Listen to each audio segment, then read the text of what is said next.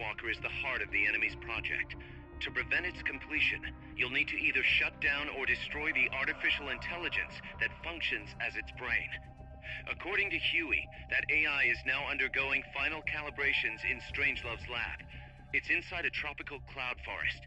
Slip in and terminate that AI before they ship it out.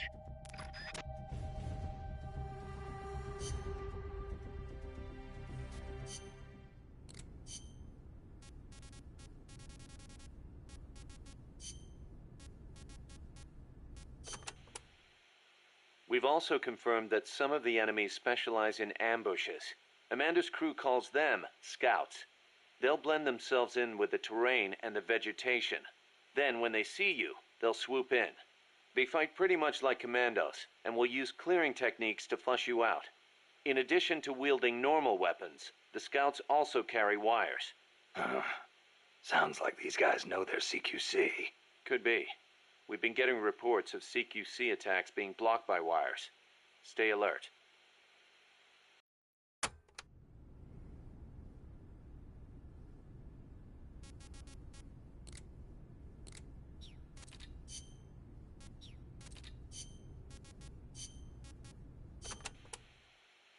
La CIA calls their new toy Peace Walker, eh? Yeah. So? It is an insult to us Nicos. Because of the guy you were talking about. Walker. Si, although it happened over 100 years ago. Back then, the political parties in Nicaragua were at each other's throats. The Nicaraguan Democratic Party hired an American mercenary to help counter their enemies, the Conservative Party. And that was Walker. After taking care of the conservatives, Walker decided to seize power in Nicaragua for himself, eventually making himself president. The Democratic Party gave him an inch, and he took the whole country. But it did not end there. Not only did he make English an official language, he tried to reintroduce slavery. Walker's goal was to build a Caribbean empire, centered on the American South. Caribbean empire? Sounds kind of like what Coldman is trying to pull off. The gringos are always like that.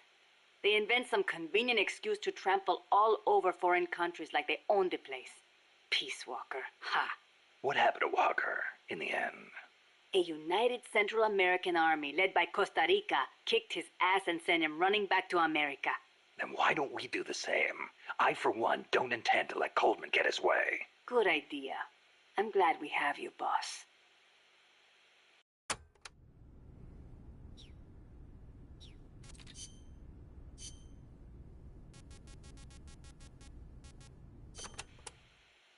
Chico, you know much about cloud forests? Not that much. All I know is there's a world of difference between a rainy rainforest and a foggy cloud forest. But they have some things in common. But like, for instance, you gotta watch out for poison dart frogs. Both rain and cloud forests have high humidity, so they're perfect environments for frogs and other amphibians. I mean, it's not like just touching a strawberry poison dart frog or a dying dart frog is going to kill you. But don't eat them, no matter how hungry you get. I can get all the rations I need from Mother Base. No jungle food for me this time. Seriously? You're not disappointed you don't get to eat wild animals? What do you think I am? Just kidding. In Colombia, though, there's a frog, the golden dart frog, that's lethal to the touch. How do you know all this? Come on. Don't you think poisonous animals are cool? Not if you get poisoned by one. Well, obviously. One more thing. When you get to the forest, be on the lookout for Bigfoot. I think I'll be okay there.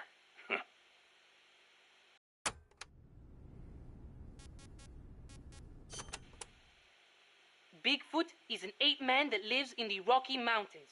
In the local Indian language, he's known as Sasquatch. And get this, he's over 3 vara. Can you believe that? So he's kind of like a gorilla? Completely different. Even the biggest gorillas only get to about 2 vara, and they walk on their knuckles.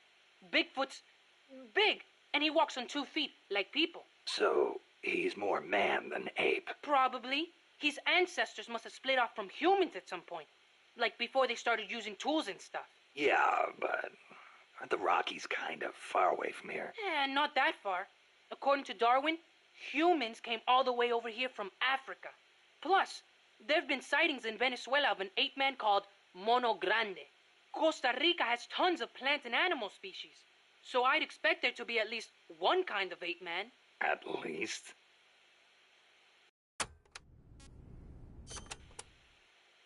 Gotta admit, I've never heard of Mono Grande. Yeah, he's not as famous as Bigfoot. He's similar, but he lives in Venezuela. He's not that big, less than 2 vara, but he's way more ferocious than Bigfoot. Huh. I wonder just how mean he is. Like when he catches his prey, does he punch it to death? That's the law of the wild. You catch your prey, you kill it, and you eat it. Yeah, but punching is way more ferocious than biting. Well, maybe it seems that way because that's what humans do. You really love UMAs, don't you, Chico? Do you know what I think? I think UMAs should be dangerous. Otherwise, where's the fun in hunting them?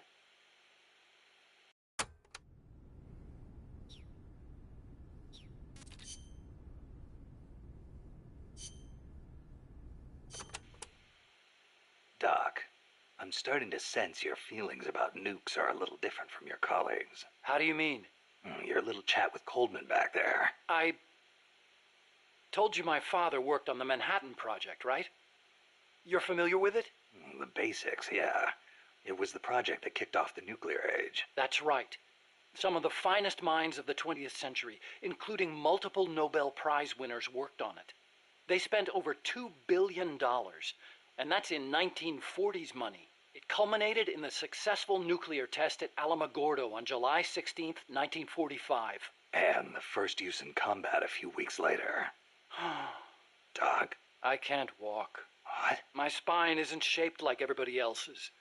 I can't move my lower body, so I've never taken a single step, not since I was born. What's that got to do with your dad being in the Manhattan Project? As a result of his research, my father was exposed to high doses of radiation. It can't be a coincidence that my chromosomes are messed up. That's why I didn't want for these nukes to be another sword of Damocles. I wanted to give them a real purpose, to be a deterrent against war. Doc. And Coldman, we have to stop him, whatever it takes.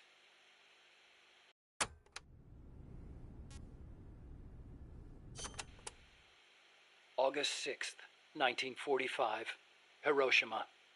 August 9, Nagasaki. The atom bomb attacks on Japan. My father was married to his work. I don't have a single memory of going places or doing stuff with him on weekends. But even as a kid, I knew on some level that it was for his family. I respected him. My mother used to tell me all the time, "Your father is a brilliant scientist. He saved countless American boys from death. You should be proud of him." Yeah.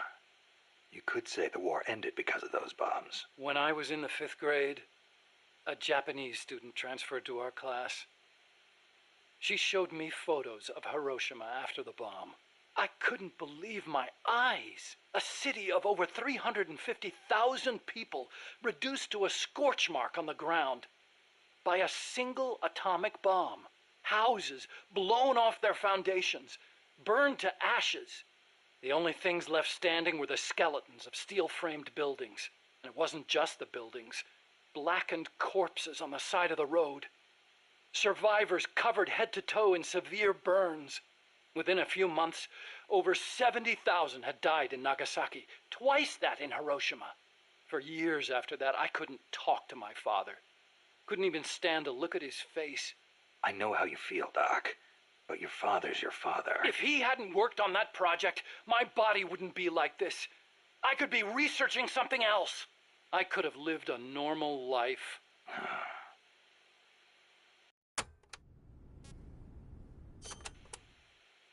It wasn't so long ago the world stood on the brink of nuclear war. Just over on the other side of the Caribbean. I was 17 at the time. I'd skipped a few grades and was a sophomore at MIT. I remember feeling kind of apathetic about the news that came in every day. It seemed clear to me that as long as they had a grasp of the concept of nuclear deterrence, there was nothing to fear. Either that, or they were fanning that fear on purpose. As a way to secure a bigger defense budget? Huh, I can see that. But if that was their plan, it kind of backfired. Because it ushered in the era of détente between East and West. Coldman's really gonna do it this time. Once the nuclear genie is out of the bottle, the yoke of deterrence is going to be meaningless.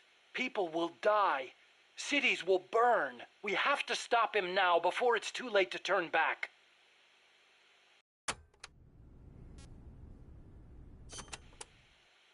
So you've been doing nuclear research your whole life? No, not really. At first, I wanted to be an aerospace engineer. For me, the Sputnik launch was a good shock, not a bad one. I thought the age when science was used for war was over, and that a glorious age of space exploration was dawning. The year I skipped ahead and got into MIT, Gagarin went into orbit, which made me more excited than ever. Of course, even back then, I knew the space race was just another facet of the Cold War. Moscow had a leg up on us, and we were desperate to catch up. I know. But for me, it was a happy time. I joined NASA, got to do the kind of research I loved. Our nation's prestige hinged on our work. They gave us whatever resources we asked for. I knew you could turn a rocket into an ICBM by fitting it with a nuclear warhead, but that didn't bother me so much. It didn't last long, though. The space and nuclear arms races took up enormous sums of money. America beat Russia to the moon, but that's where it ended. Then came détente. Exactly. NASA's budget was slashed as a result. My father being a nuclear expert and all, they put me to work on a more obvious deterrent: missiles. At NASA, I'd been researching a locomotion system for lunar exploration. Tires aren't suited to driving around on the moon, you know. And that's how I caught Coldman's eye.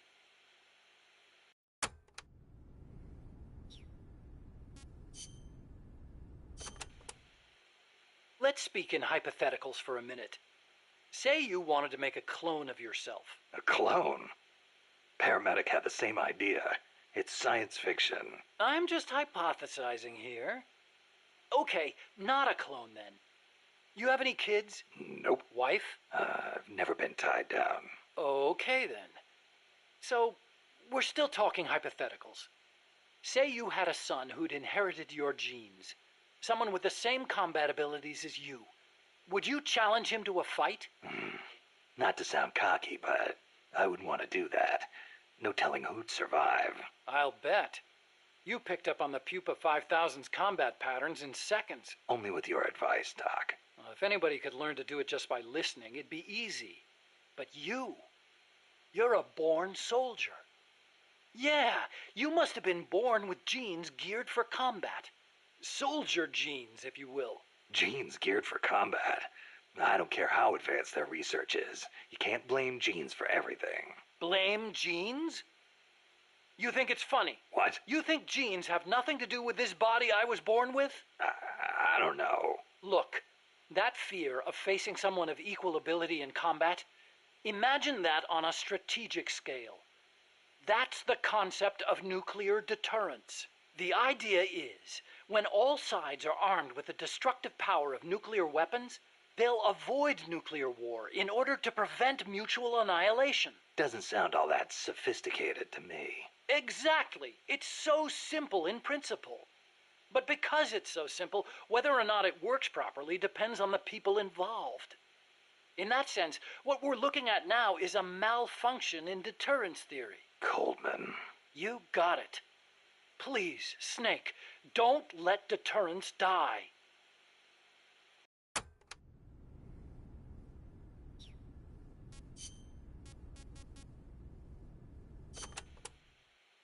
The aim of the Peace Walker Project is to achieve robust nuclear deterrence across Central America by deploying a new nuclear weapon system along the Caribbean coast. Peace Walker is also the name of the system itself. A nuclear weapon named Peace. I can just see the look on Kaz's face. So why exactly does this new system need legs in the first place? Because it's a walker, an unmanned weapon moving under its own power and capable of launching a deterrent strike from anywhere. That's the whole idea behind Peace Walker.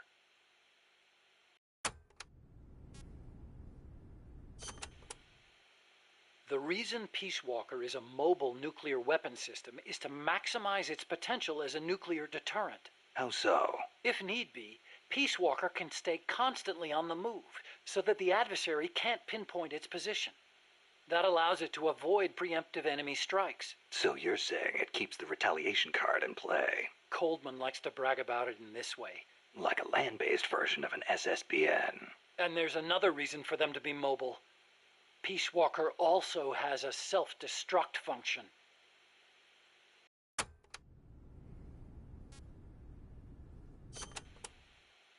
Why would Peace Walker need a self-destruct function? You saw it, didn't you, Snake? That sphere on Peace Walker's head? Yeah? That's a hydrogen bomb. What? You're telling me that thing's a thermonuclear device? Do they have any idea what kind of destruction that thing would cause? I know, it's crazy. I mean, even overkill has its limits. If it's strategic value they want, they could have gone with something smaller. It's like they want a weapon on par with Russia's Tsar Bomba. This arms race is running way out of control. It's an evolutionary dead end. A saber-toothed tiger. You can't load a warhead that big on a missile, of course. And no strategic bomber could carry it. That's where Peace Walker comes in. So, it waltzes into enemy territory carrying a hydrogen bomb and blows itself up. Christ.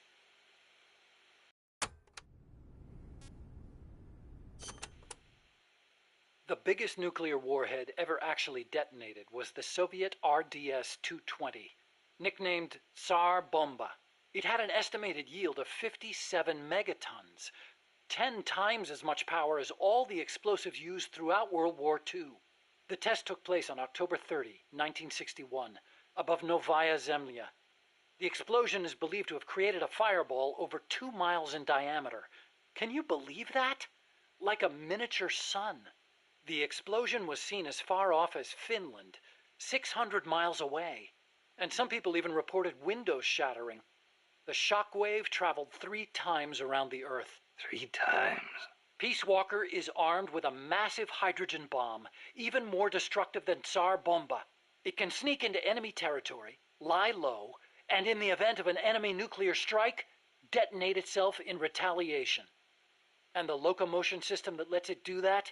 My research. Snake, those legs were supposed to make my dream come true. Now they're about to jump the fence of nuclear deterrence. You have to stop them. I'll apply all my energy into developing weapons and equipment to help you do it. Sounds like a deal.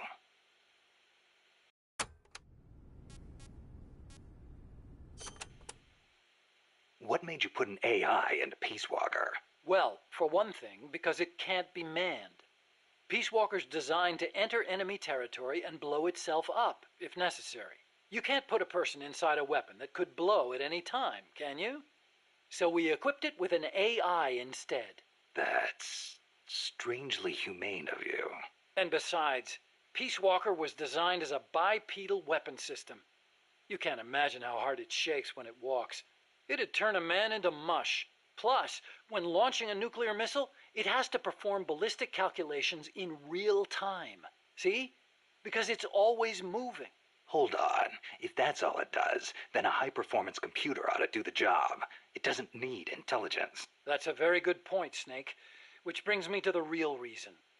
Peace Walker needs AI to make decisions regarding nuclear retaliation. It's what ensures perfectly mutual assured destruction. I've heard all this before. You want a war between machines? We'd never actually launched the first nuke, of course. It's strictly a counterattack system. Only a politician could make such an illogical decision as starting a nuclear war. Conversely, if an adversary launches a nuke at us, the AI will not fail to retaliate. Therefore, the adversary can't launch. The AI guarantees it. Even so, launching nukes without authorization? Boomer captains have the authority to launch if land communications are cut off. It's the same principle. Not even the captain of a boomer can make that decision alone. The way I heard it, that's the only situation where insubordination is allowed. Only because humans are imperfect. That's Coldman's line of thinking. You're saying that machines don't make mistakes? That's a myth. Worse than that, it's blind faith. We wouldn't put our faith, our fate, into the hands of any ordinary machine. That's what the AI is for. The decision to launch a retaliatory strike requires high-level judgment. You have to take into account not only the state of the war, but the entire world. And sometimes, You need to make a guess based on incomplete information. Huh. You think an AI can do all that? Yeah. At least Dr. Strangelove does.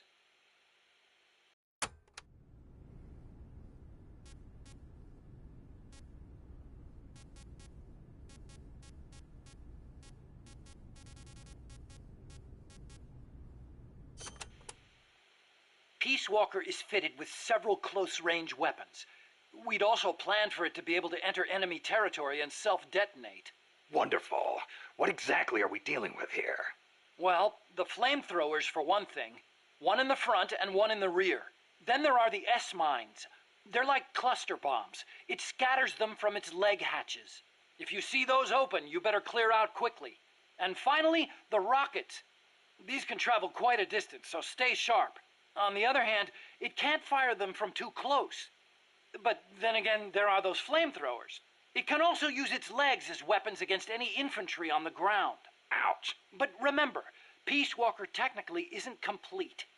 With just the reptile pod, it can only perform relatively simple maneuvers. They've got certain quirks, too. What's more, look carefully and you should be able to predict which attack is coming next.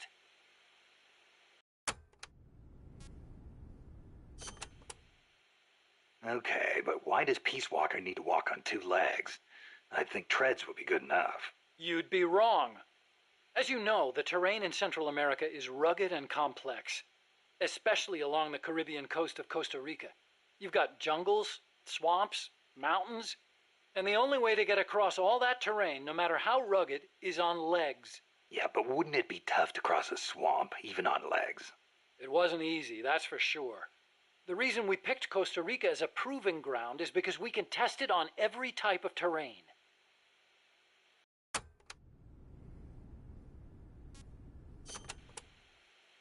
This Peace Walker project the CIA's talking about. You believed in it, huh? Yeah, I believed. Actually, maybe I just wanted to believe. What do you mean? Here's how Coldman explained it. Peace Walker's a weapon for peace. One to ensure true nuclear deterrence. It'd be the anchor to bring stability to Central America. He told me, the nuclear weapon system you've built will never be used. It will forever stand vigil as an icon of peace. And to achieve that, he needed my bipedal locomotion technology. To be honest, I was flattered. Flattered? Wouldn't you be? My colleagues in the scientific community have never taken me seriously. They told me bipedal locomotion was a pipe dream, that it'd never amount to anything. It was the first time anybody recognized my work. How could I not be happy? And besides, it was my chance to surpass my father. To create nukes for peace. Or so I thought anyway. But Coldman's really going through with it. Yeah. Makes perfect sense, really. No one would give the project any notice unless they could prove that an unmanned system is capable of launching a nuke.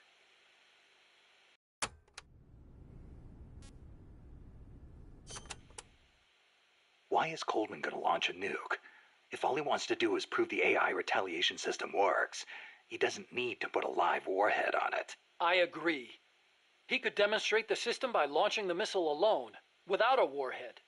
I asked him the same thing at first. He said there was no point in using a dummy missile.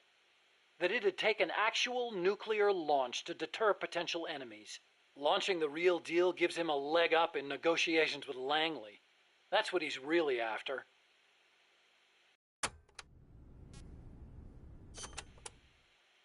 I based the bipedal locomotion technology used in Peace Walker on Soviet research.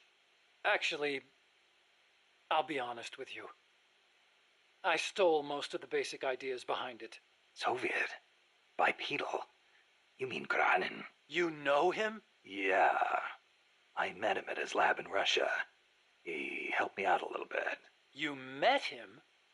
What were you... He was head of the Granin Design Bureau, creator of countless Soviet weapons. I'd hit a wall in my research at the time. Granin's ideas solved nearly all my problems. There's nothing unusual about using somebody else's work to further your own research, is there? As long as you cite it, yeah.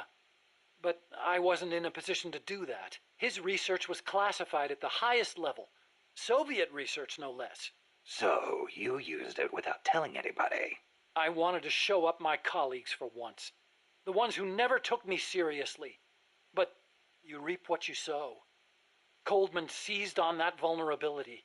Told me if I quit the project, he'd expose my larceny. He had you by the balls, Doc.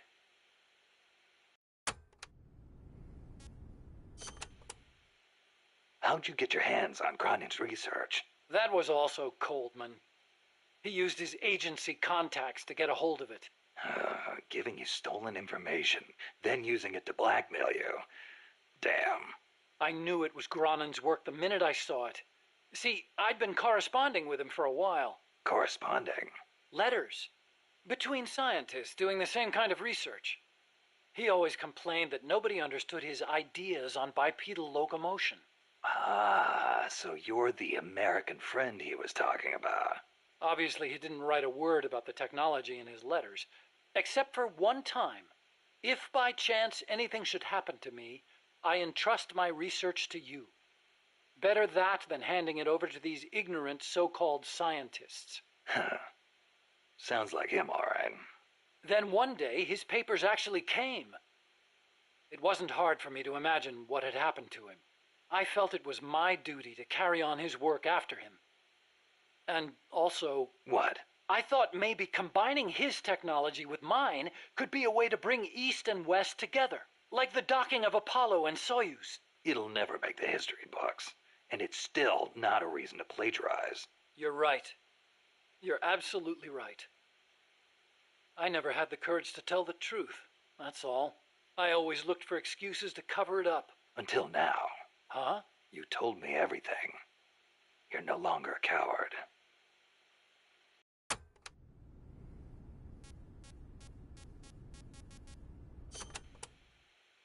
Metal Gear. Huh? What about it? You mumbled that when I first explained about Peace Walker. I'm curious what it meant. Exactly what it says. Metal Gear. Gronin coined the term. Gronin did? He thought of his technology as the metal gear that meshes infantry with artillery. I like the sound of that. Metal Gear. It's got a nice ring to it. Better than an outright lie like Peace Walker, anyway.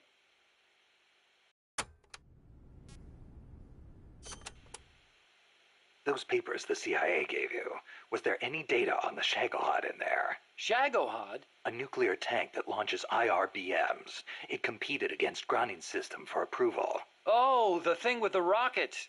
Designed by a guy named Sokolov, right? What's so funny? No, I was just remembering some of the commentary Gronin added to the Shagohod papers. You should have seen the way he badmouthed it. It was too conservative, too ugly. I can imagine. He was so angry when he wrote that, he smeared up the ink. And you know how shoddy the paper is over there to begin with. I'll bet. That's Gronin, all right. Imagine accelerating the launcher itself to 300 miles an hour to extend the range of an IRBM. As stupid as it sounds, it's a hell of a concept. Who but the Soviets would think of using a tank as the first stage of a rocket? I actually took a cue from the Shagohod when I developed the Pupa. That hovercraft thing? You stole that one, too? Give me a little credit. I only borrowed the concept. The technology is original. As it turned out, hover technology wasn't enough to handle all the terrain in Central America. It relied too much on brute force. But the Shagohod was a major threat. That thing could corner like you wouldn't believe. Built pretty tough, too. You sure know a lot about it. Yeah, it almost did me in. I couldn't forget it if I tried. Did you in? So you were the one who took it down. Wow! You really are amazing. I didn't do it alone. No, seriously, thank you. We might not be here today if they'd begun mass-producing that thing. Then again, they're hard at work now miniaturizing nuclear warheads. Pretty soon they won't even need an accelerated launcher like the Shagohod. Great. That means they're that much closer to being able to launch from anywhere in the world.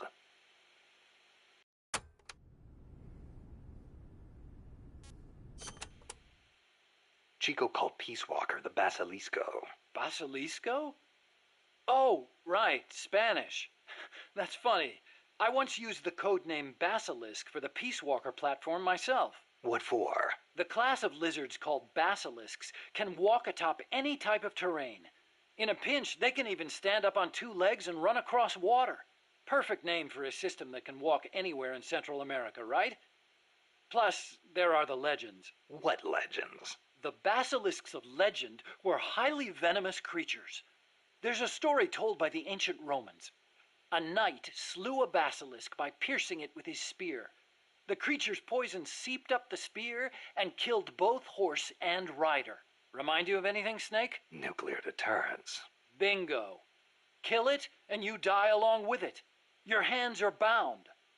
I wanted Peace Walker to be like that. You should know that people aren't that rational. Sometimes people do things that don't make sense, even when they know they're going to die. Or maybe it's because of that. Maybe you're right. But that's exactly what I don't understand.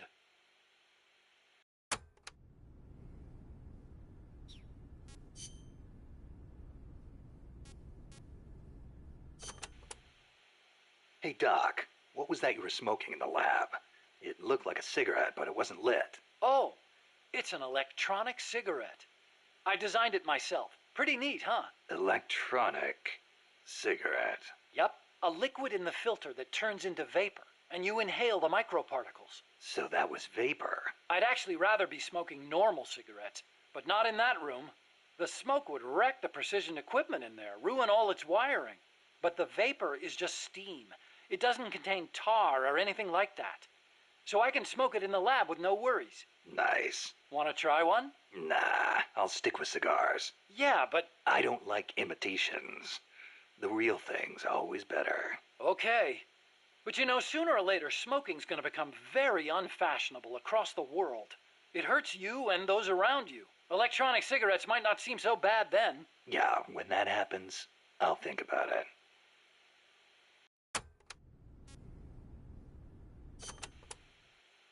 You said your dad was involved in the Manhattan Project, right? Yeah? And you think that's why you can't walk? I don't know. Actually, you know, probably not. So far, nobody's found evidence that exposure to radiation in parents causes genetic defects in children, except for those exposed in the womb. Epidemiologically speaking, anyway. That's the conclusion of the Atomic Bomb Casualty Commission. Right. The ABCC commenced its study immediately after the war, and it's still ongoing. Even now, 30 years later. The effects of radiation exposure last a long time. I'm guessing it'll be another 10 years before we get a real verdict on whether it affects genes.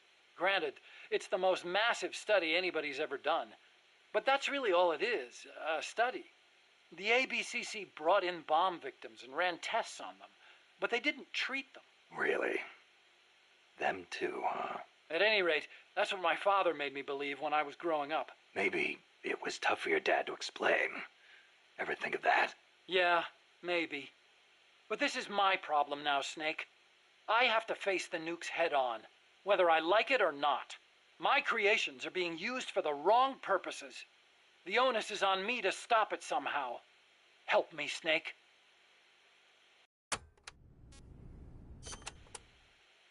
Hey, as long as I'm here at Mother Base, why not assign me to the R&D team? You could use a guy like me. Glad to have you on board. I'm sure Kaz is, too. Once I've got the necessary materials and design specs together, I should be able to start building you that bipedal weapon platform. Nothing would make me happier than for my research to help put a stop to Peace Walker.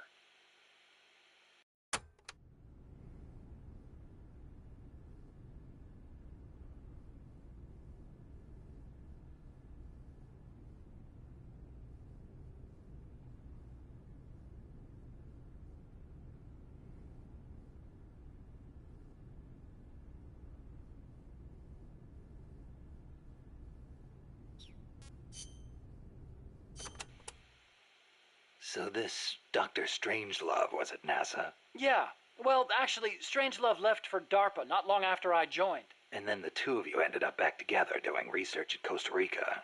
Not exactly together. We coordinated on a few things, but the research projects themselves were separate from each other. We had it worked out so that Dr. Strangelove handled the mammal pod, Peace Walker's cerebrum, while I did the rest. That letter, something to do with your research? Huh? No, it's a... yeah, it's a report. Research findings. Research findings? Anything in there we could use against Peace Walker? Nothing. Nothing at all. Just don't read it, okay? Promise me you won't?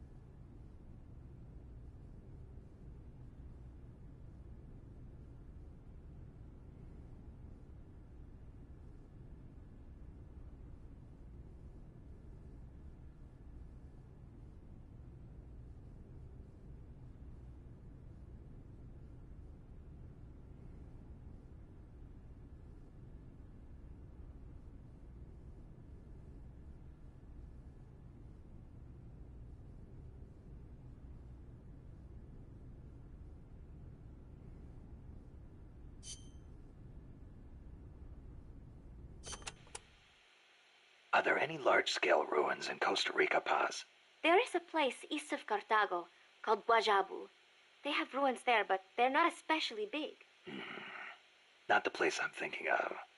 Any others? Well, if you go a little way across the border into Nicaragua, there is a place called La Fortaleza de la Inmaculada Concepcion. That is the only famous one. Then what were those ruins I saw from up on Irasu? There are a lot of things we still do not know about Costa Rica's ancient civilizations. There are giant stone spheres throughout the country. What they were used for is still a mystery.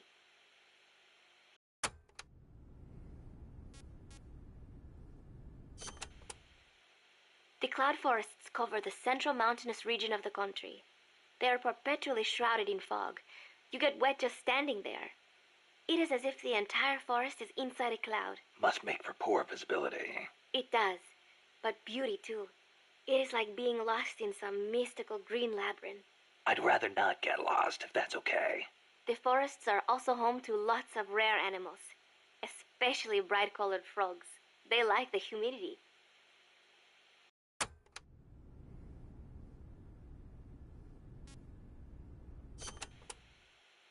You know that butterfly painted on Peace Walker? Any idea what that is? It is a morpho, a Pallades morpho, if I'm not mistaken. Pallades morpho. Uh-huh. It is the most common type of morpho in Costa Rica. Huh. It has these gorgeous metallic blue wings that shimmer in the light. You can see them even from a distance. You mean they reflect light? Correct. It is called structural color. Morpho scales have tiny bumps on them that interfere with the light and make them look blue. The space between the bumps corresponds to the wavelength of the blue light. Let me see if I get this. So if you could change the spacing, you'd end up seeing a different color. That is the principle. I heard somewhere it is being researched as a way to color cloth without dye. Think of the camouflage you could make with that. Is that all you can think of? Hey, it's important. What I don't get is why they'd put a butterfly on Peace Walker. Maybe because it looks pretty. I hope that's all it is.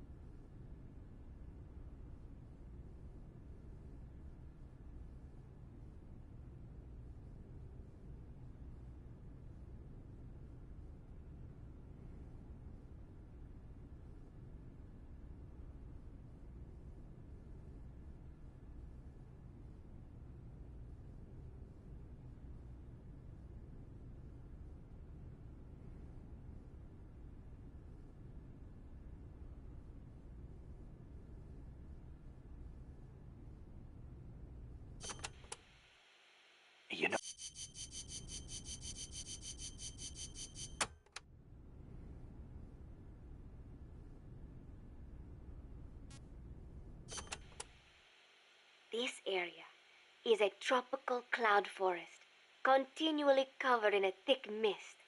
It is quite a mystical place. Selva de la Leche. Forest of milk. I can barely see in front of me. There you go again.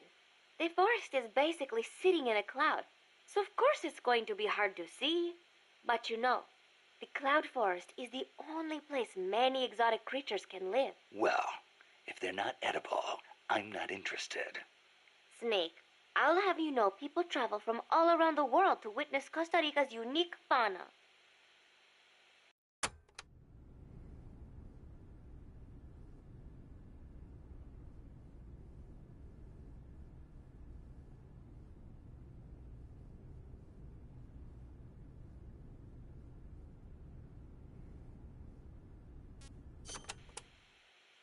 Snake, watch out for the frogs. Why? They bite? Relax. No frog's ever eaten a snake. Although, I've feasted on a few frogs' legs myself. But they are dangerous. They are poisonous. Poisonous? Poison dart frogs live up to their name, I assure you. Their poison is so strong, the Indígena use them to make poison-tipped arrows. Some secrete poison through their skin. Even touching them can be dangerous. So don't go petting them or anything. So, I can't eat one? I am warning you.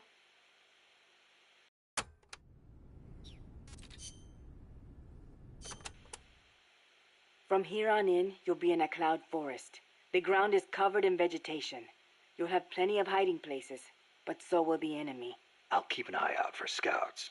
Trying to force your way through would be suicide. Know the enemy's location before making any moves. Too bad you don't have some sort of radar. I could try night vision. Once you know where an enemy is, decide how you want to handle him. You could get into his blind spots. Or drop him from a distance before he even has a clue someone's around. An eye for an eye, all right?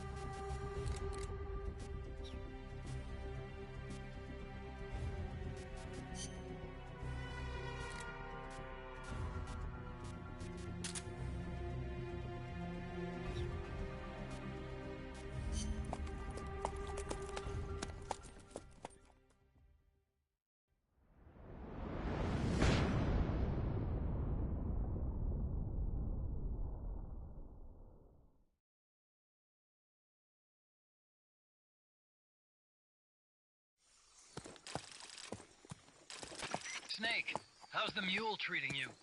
At this pace, I should be there by tomorrow morning. You've got to hurry. The AI could be completed any time now. It'd be nice to have a guide. Already on it. I've enlisted Paz to help you. She knows the jungle pretty well. Snake, I know you are an expert in survival, but you need to stay alert. You are in an ancient jungle so foggy, you can hardly see the trees. It is home to 2,500 species of plants, including 400 types of orchids. There are also 500 species of butterflies and over 400 species of wild birds. The bedrock is solid enough that Mayan ruins have miraculously survived centuries of earthquakes. An AI lab in a Mayan ruin. Who'd have thought, hey, Huey? My sentiments exactly. That doesn't mean security's any less tight, though. You still have the ID card I gave you, don't you? Got it right here. That'll get you through the gate, no problem. After that, you're on your own. As long as the AI remains unassembled, Coldman's plan's on ice. What about security inside the lab? Well, it shouldn't be a problem for you. Strangelove demanded that the security presence inside the lab be kept to a minimum. It's not all good news, Snake. Coldman knows we're here. He's raised security in the area surrounding the lab. You'll be seeing a lot of that Chrysalis UAV, and a bunch of patrol choppers too. There may be scouts in the jungle lying in ambush. As you approach the lab, be extra vigilant. I'll be careful.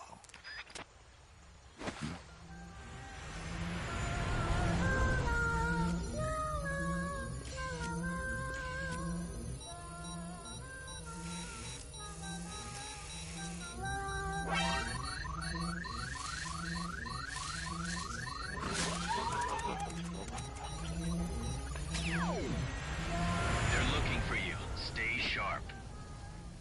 Snake, Strangelove's lab is a few miles to the north. It won't be long before the AI is complete. Don't let that happen.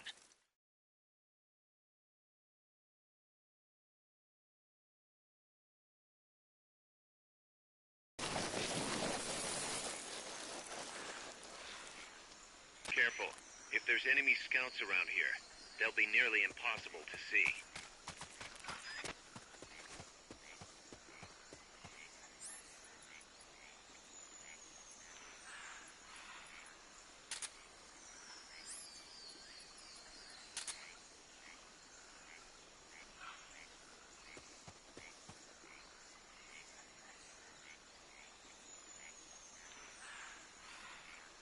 Watch out.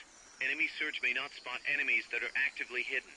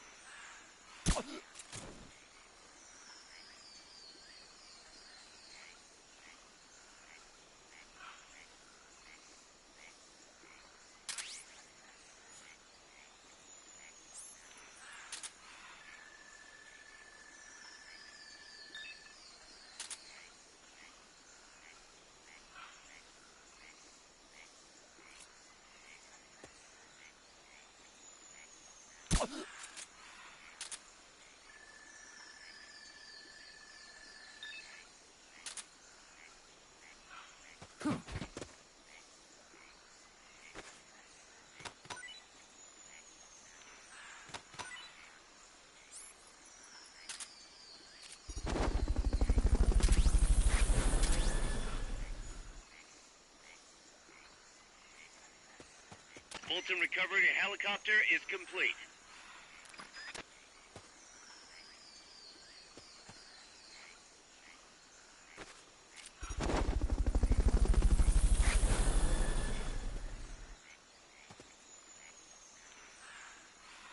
Fulton recovery subject confirmed onboard helicopter.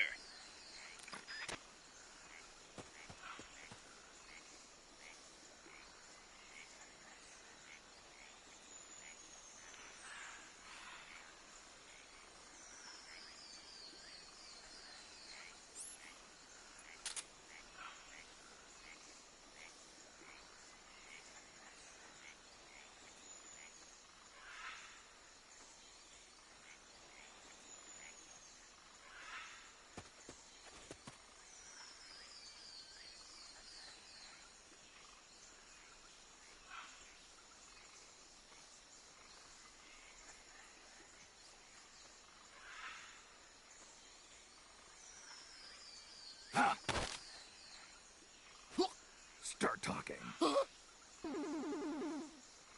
Start talking. Start talking. Start talking.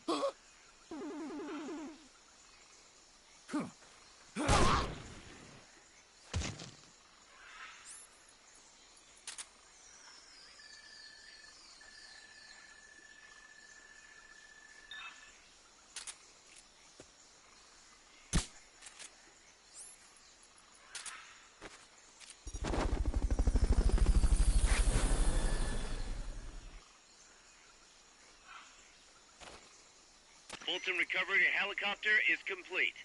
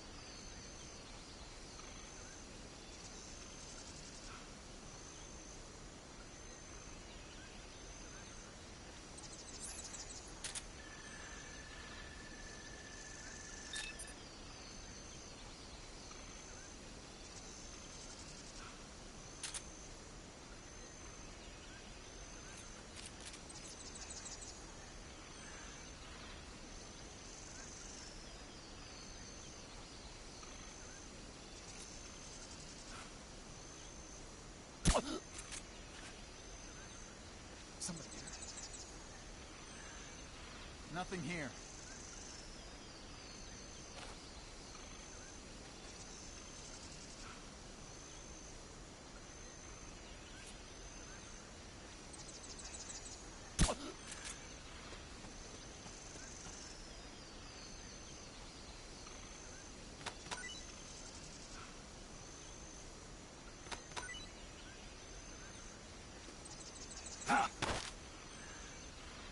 Start talking.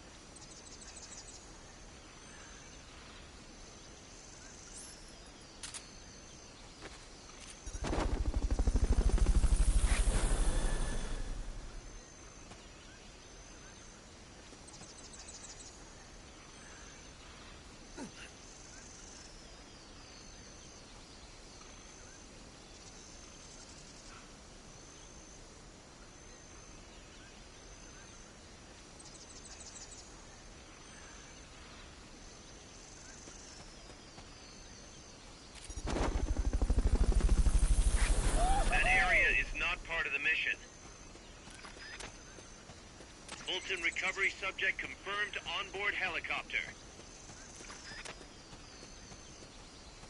Somebody here. Nothing here.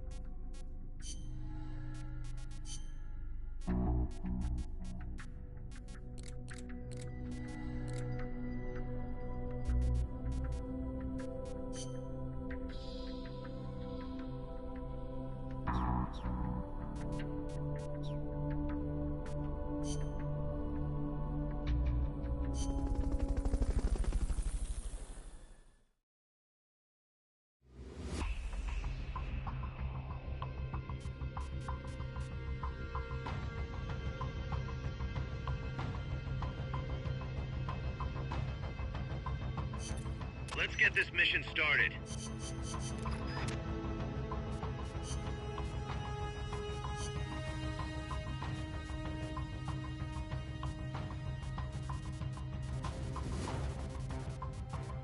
Survival.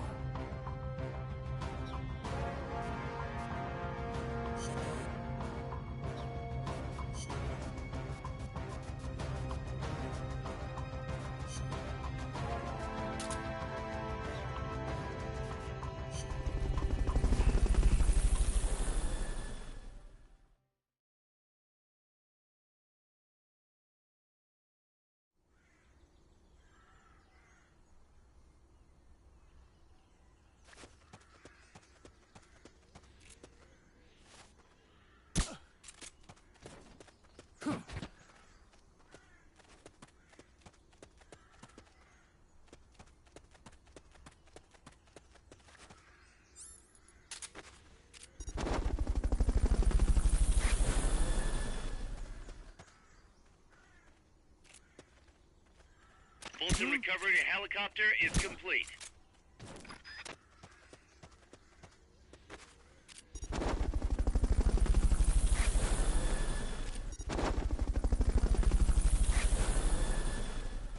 Fulton recovery subject confirmed onboard helicopter.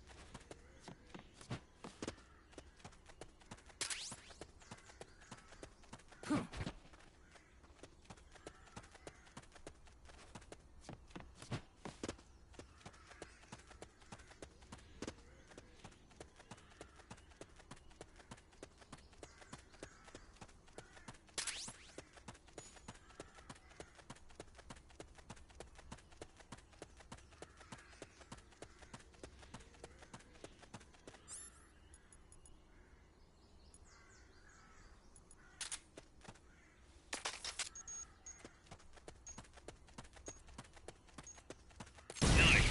Now we've got to recover those supplies. Hurry. Yes. Now get over to the goal.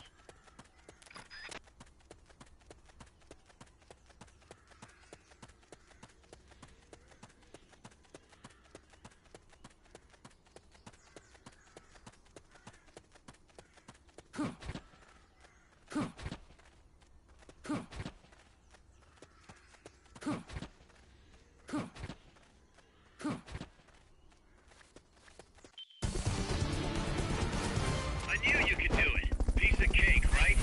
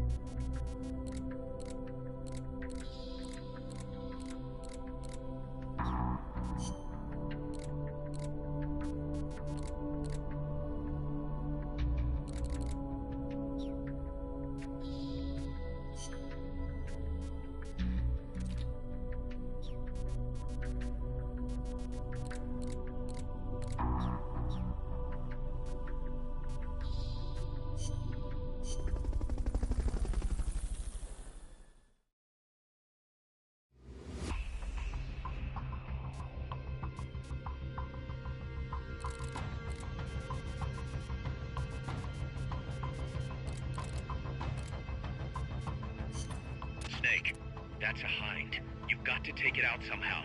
Either neutralize the soldiers or bring down the chopper. Good luck.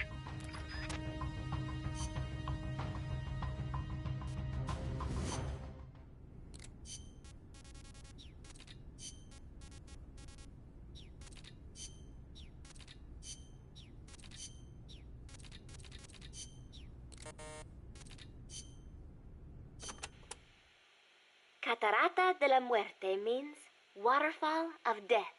Huh. How cheerful. I am sure it will be no problem for you, Snake. Especially compared to all the dire situations you've faced in the past. Yeah, easy to say now. We'll see what really happens. Sorry. Still, you have surprised me.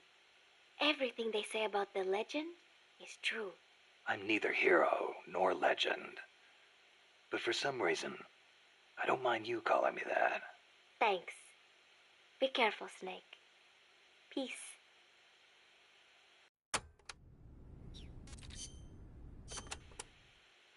Don't even think about facing a chopper head-on. Guerrilla tactics would work well in a place like that. Moving from tree to tree will make it hard to get a fix on you from the air. That's your best chance. Good thinking, Commandante. You clearly know your way around a battlefield. Enough, boss. Time to stop talking and start using your ears. When you're hiding, you won't be able to see the chopper that well. It's important to use sound to get a read on its position. You could also try taking out its tail rotor. That would greatly reduce its mobility. And watch out for ground troops. Copy that, Commandante.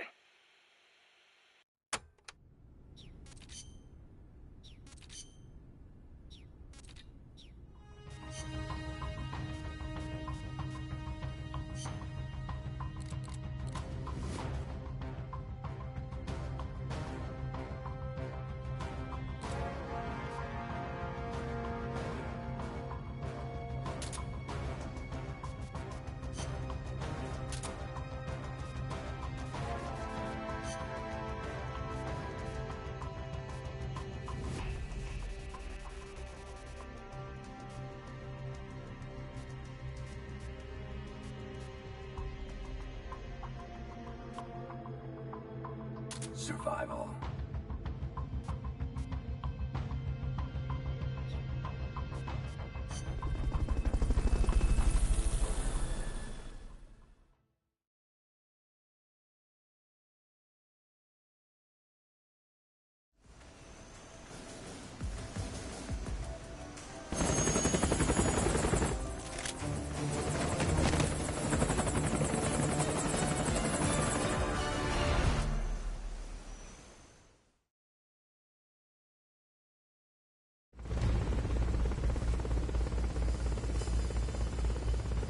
Eliminate that squadron, Snake.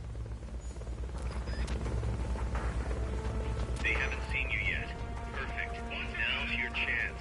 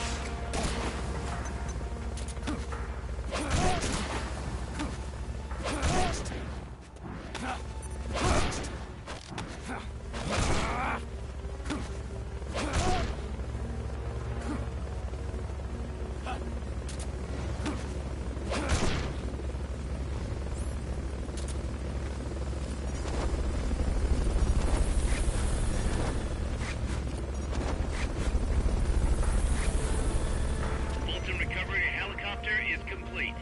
Fulton recovery subject confirmed onboard helicopter.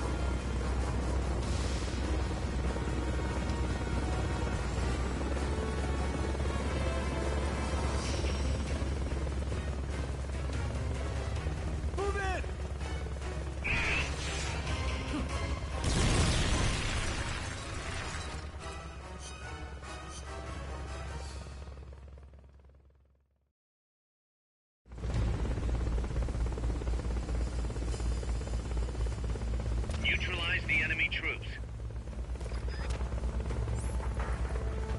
Strike before they spot you. Watch your backs!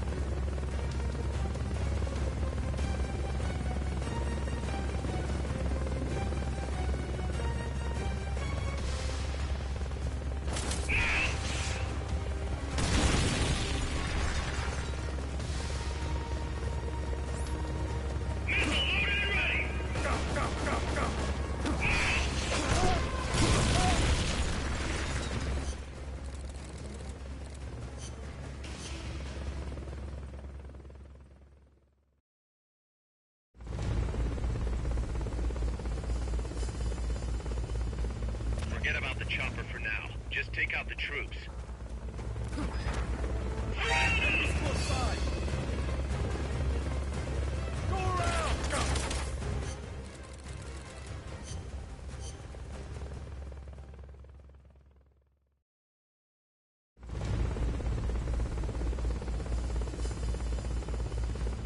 Eliminate that squadron snake. Strike before they spot you. Watch your back!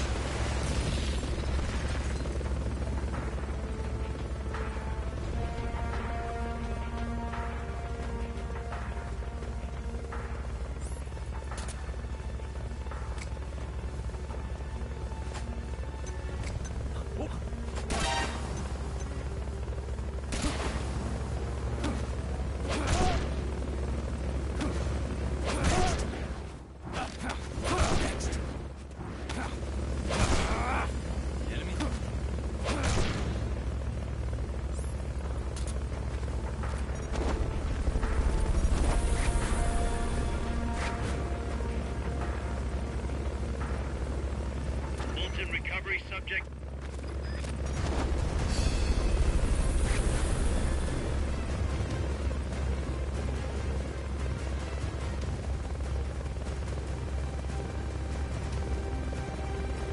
Go, go, go!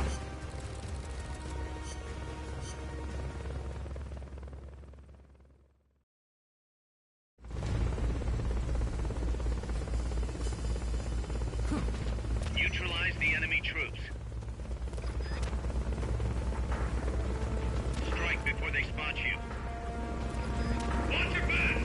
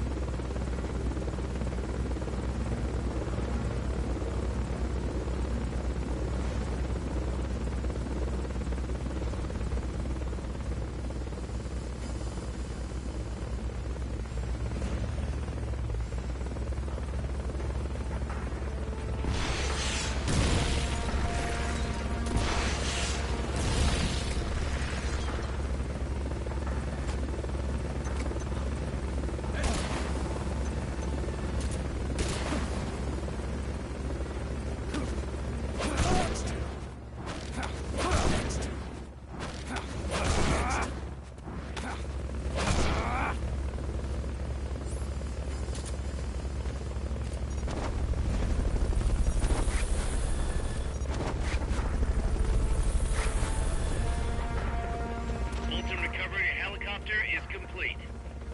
Fulton recovery subject confirmed onboard helicopter.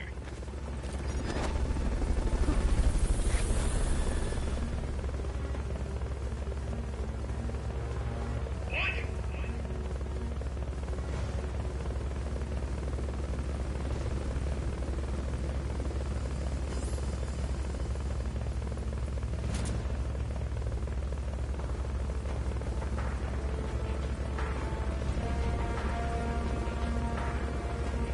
Shoot that exposed fuel tank.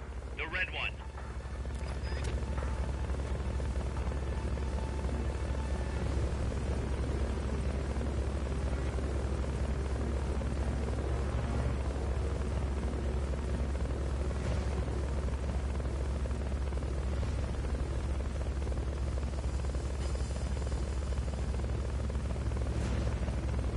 Backup units deployed now!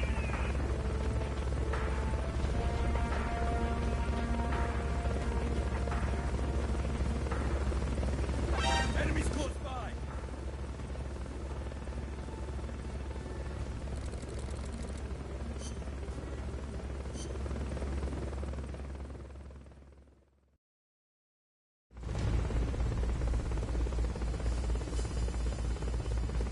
Eliminate that squadron snake.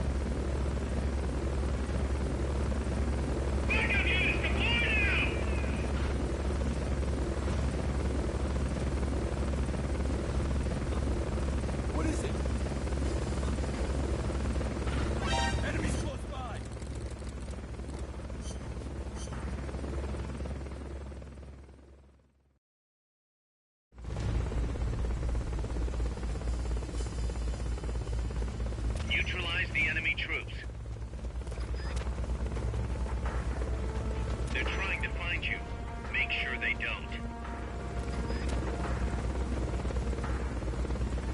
Watch your backs!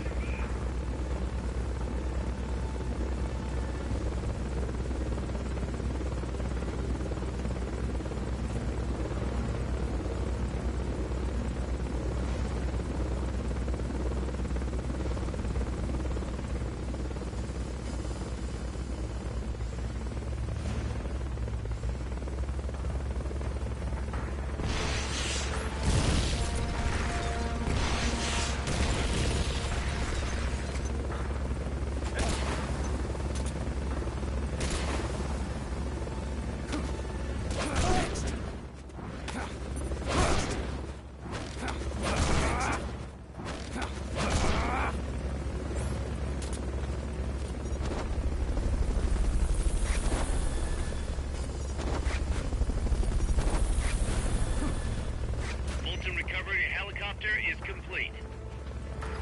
Fulton recovery subject confirmed onboard helicopter.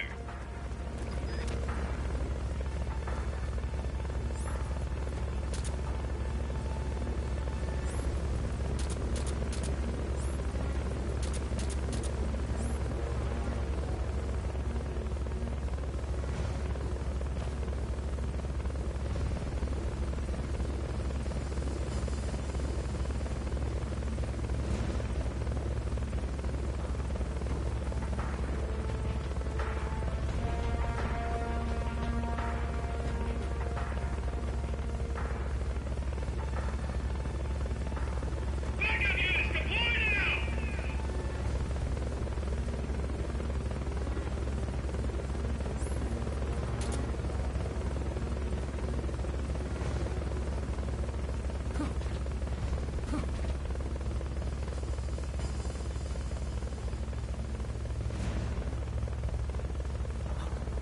What is it? Enemies close by!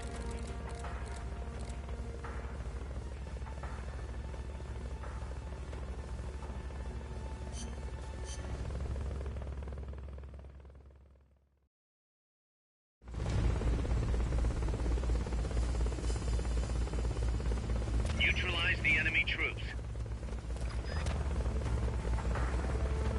Strike before they spot you.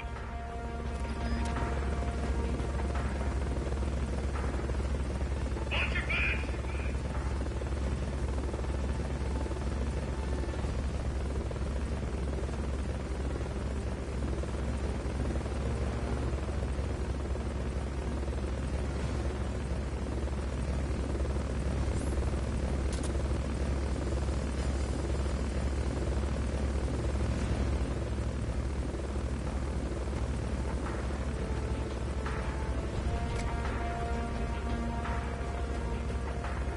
Enemies close by!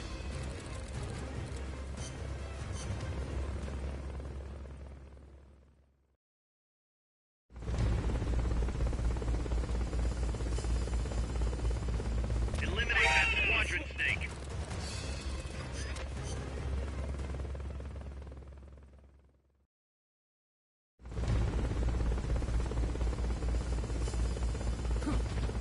Neutralize the enemy troops. They're trying to find you. Make sure they don't. Watch your backs!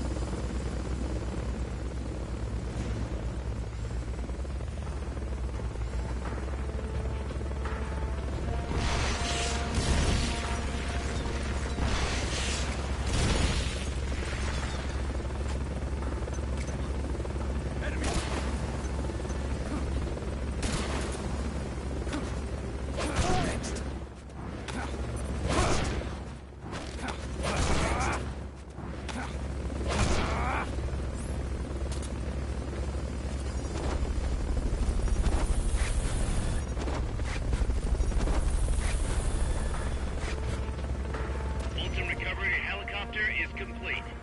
Fulton recovery subject confirmed onboard helicopter.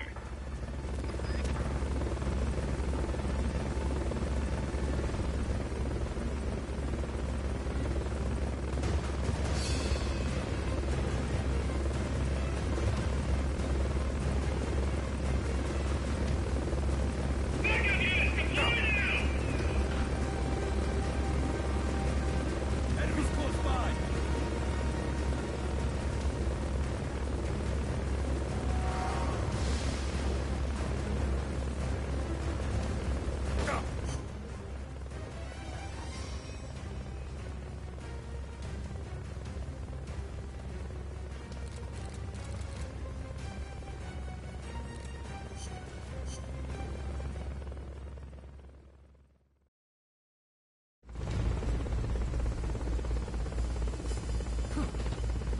Eliminate that squadron snake.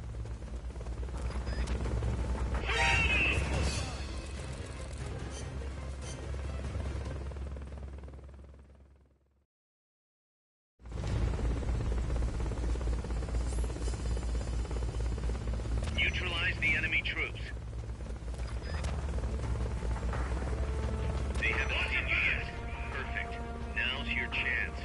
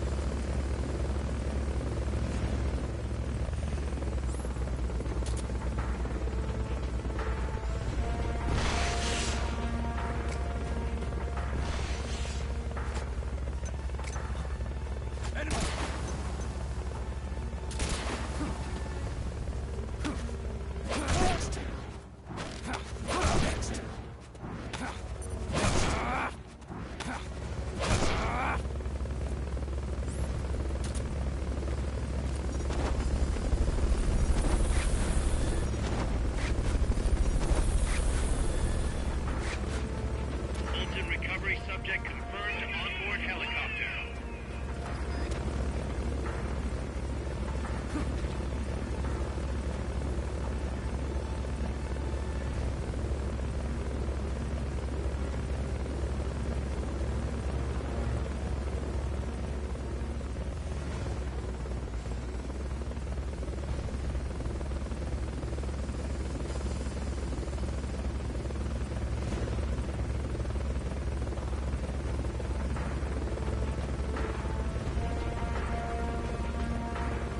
Watch your back!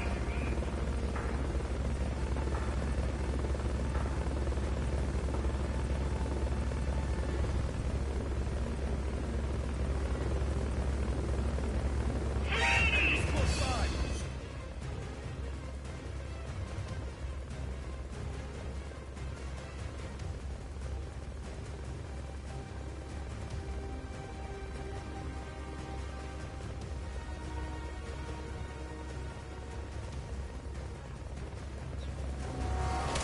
Move in!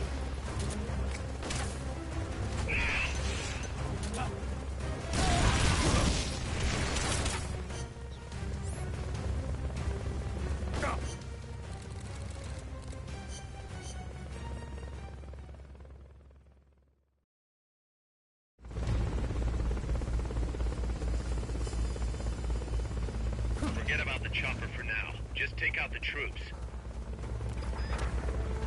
They're trying to find you. Make sure they don't. Watch your back!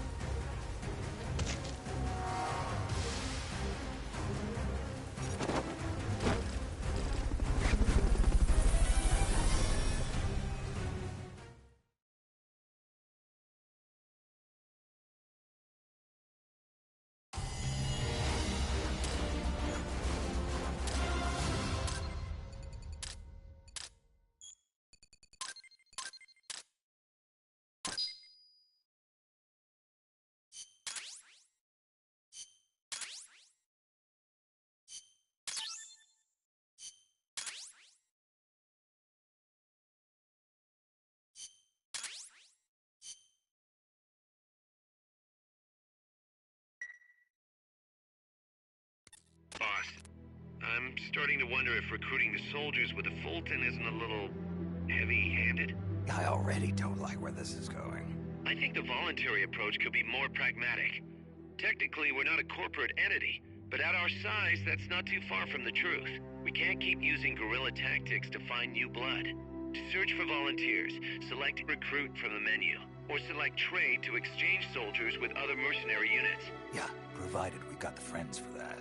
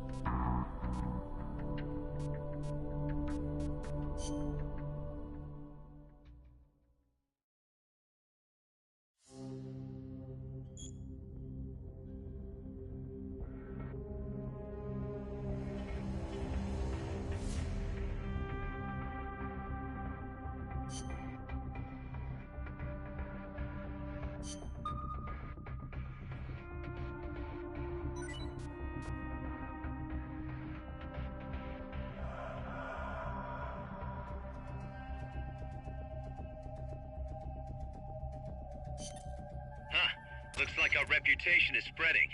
We've got battle-hardened veterans from all kinds of places trying to join our army.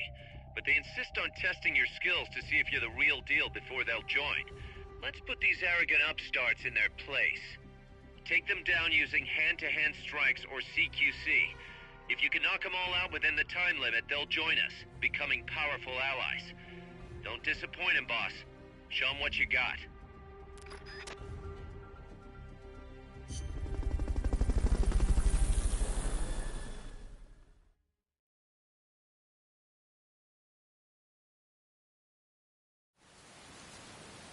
Reporting for duty.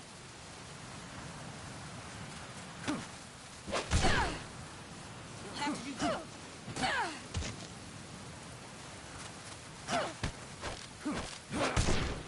You win.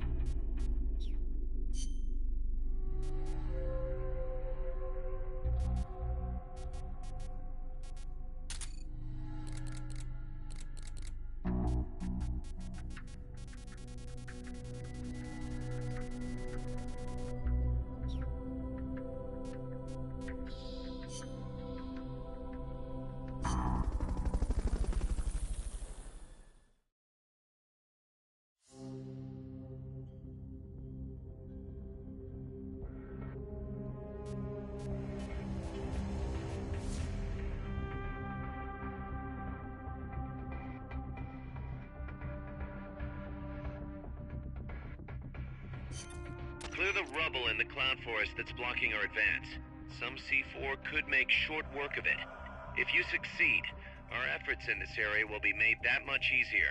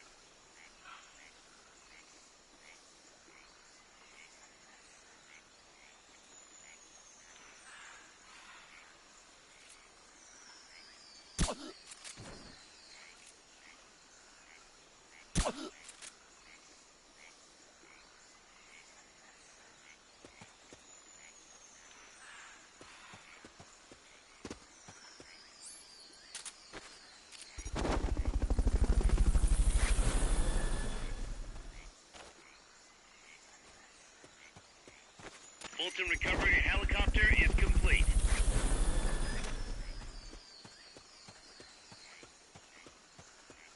Fulton recovery subject confirmed onboard helicopter.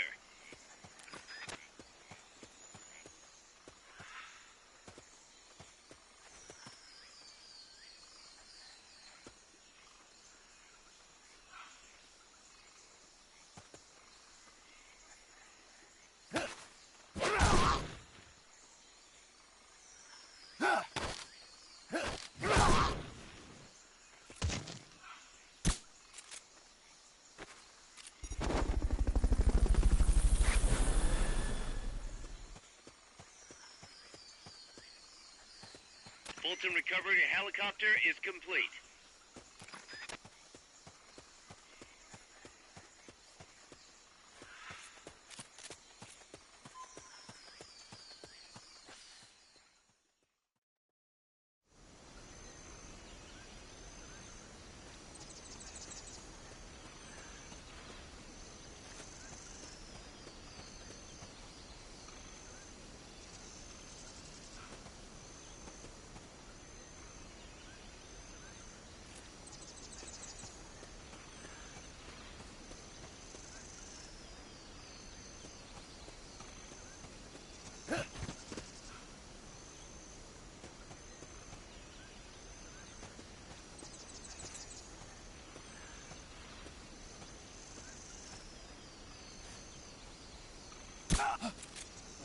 Here he is!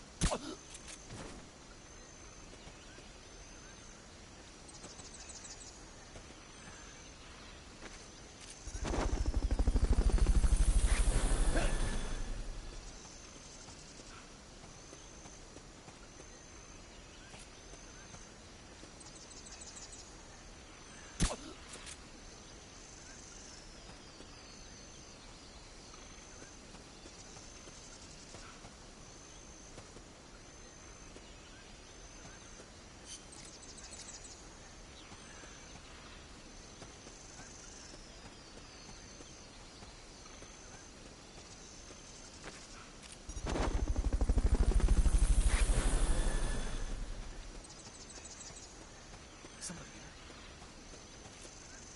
Nothing here.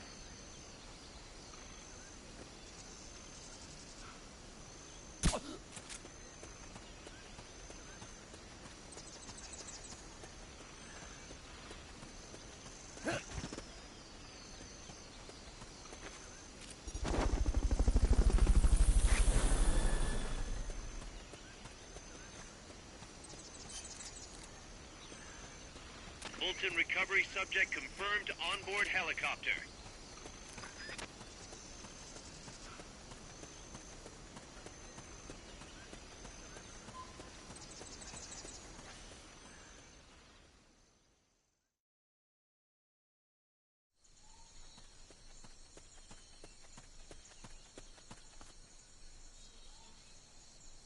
That pile of rubble's in the way, but some C4 should make short work of it.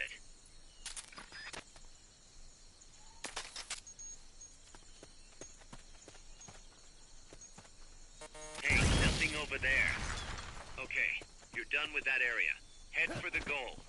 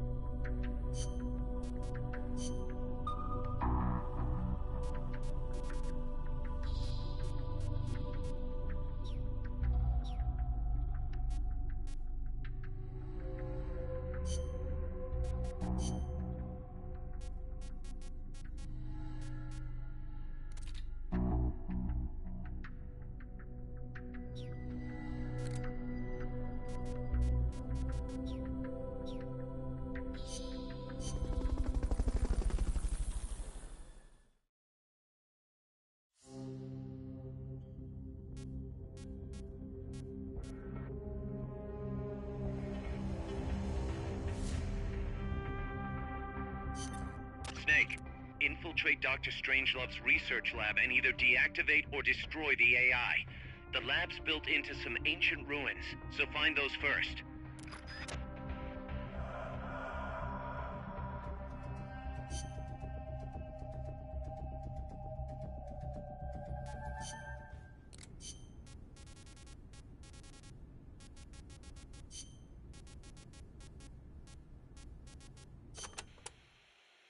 The sneaking suit is a specialized uniform for stealth missions. It provides excellent camo in any stage. Even better, you won't make a sound when you walk. Ooh, so I won't need to tiptoe all the time. And to top it off, it also makes your wounds heal faster. The fabric exerts just the right amount of pressure on your body to help stop bleeding. Huh. Not a bad little trick.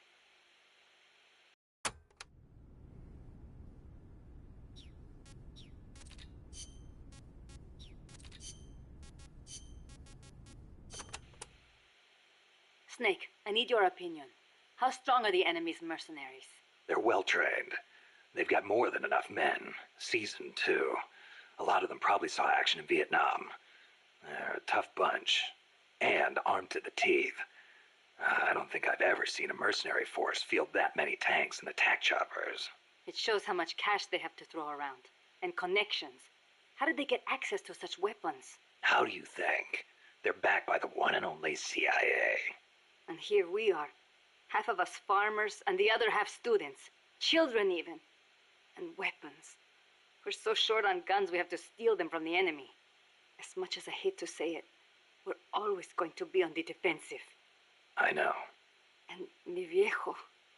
Without him, Yeah, I know. I don't know if we can win. Can we, Snake? Stop feeling sorry for yourself. But...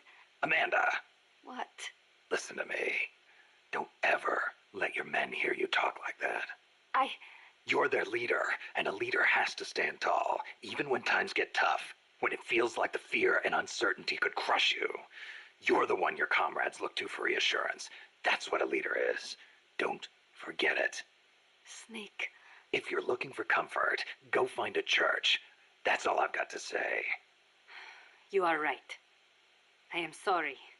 I need to pull myself together. You'll be fine. I know you have it in you. Thank you, Snake.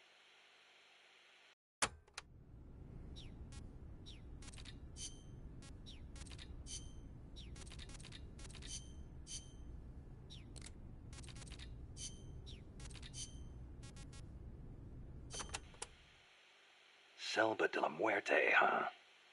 Forest of Death. Wouldn't want to get lost here. Sure wouldn't. But do not worry. I will be your guide. Happy to hear it. By the way, Snake, you know much about sloths? Just the name. They are amazing. Sloths spend almost all of their lives up in the trees, except for when they have to go to the bathroom. Plus, they barely eat a thing. What? How do they survive? Why do you think they are called sloths? They hardly move, so they hardly burn any energy.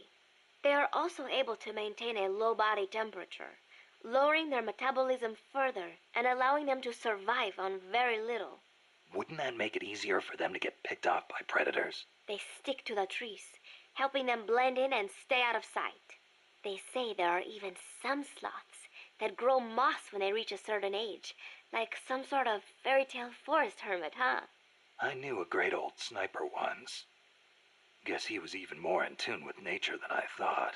Old sniper? What are you talking about?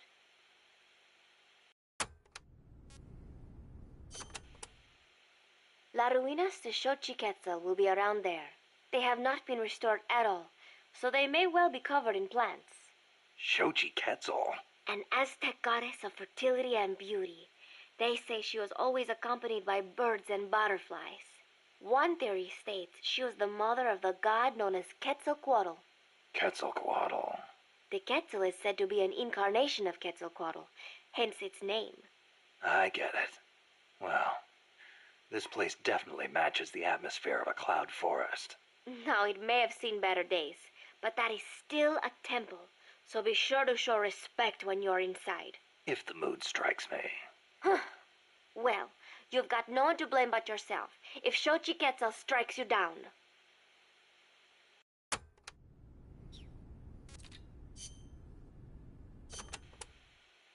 The paths there are buried in vegetation. Work with nature to conceal yourself, and you'll be much harder to spot. A ghillie suit would be perfect here.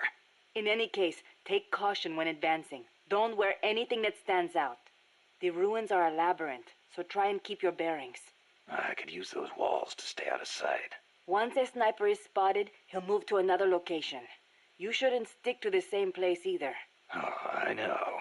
I learned all about that in the Soviet Union. It is not necessarily a good idea to try to engage a sniper in close quarters combat. Finally, once you've found a place to hide, don't let them take you from behind. Don't worry. No one sneaks up on me.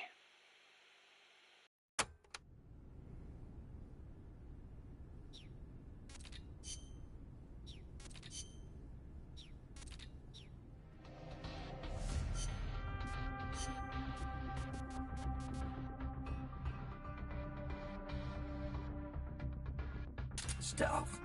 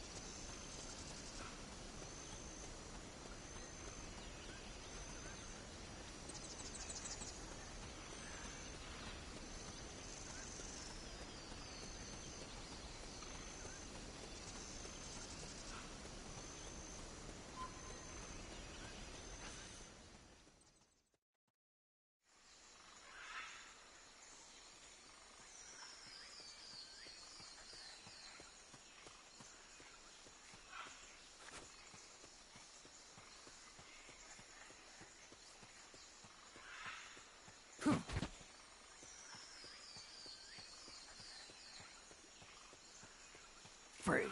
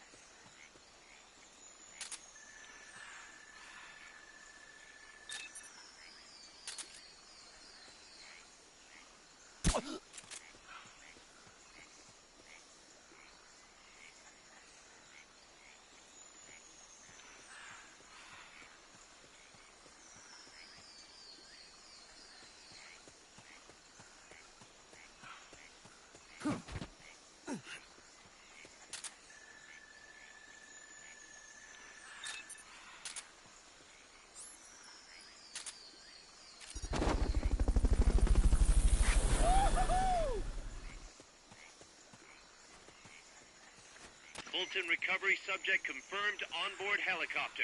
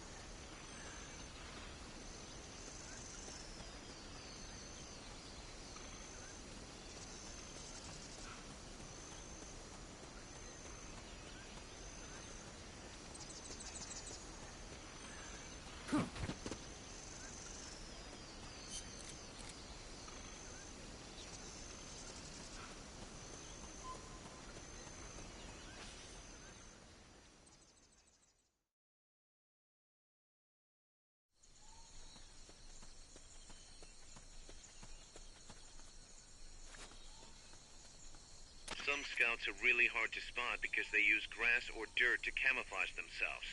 They blend right in with the natural surroundings.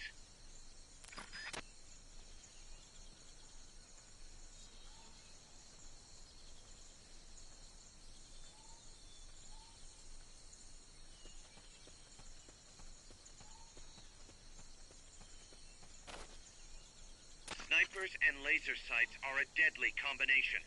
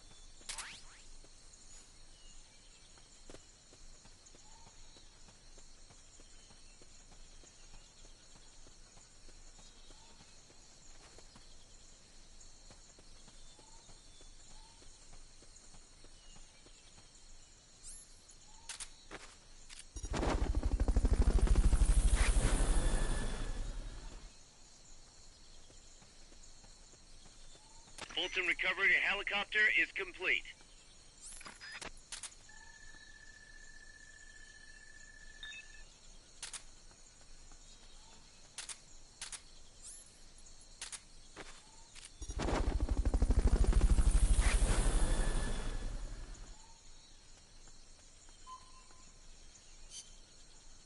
Fulton recovery subject confirmed.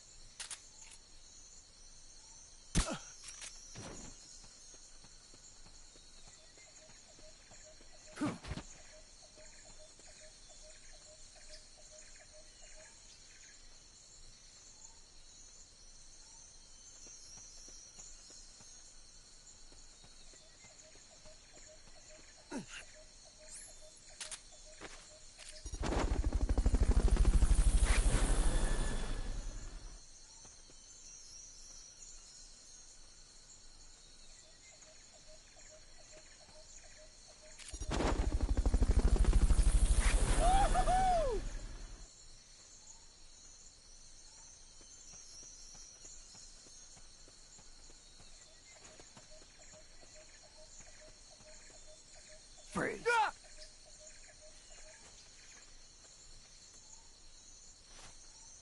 somebody there? Huh, no.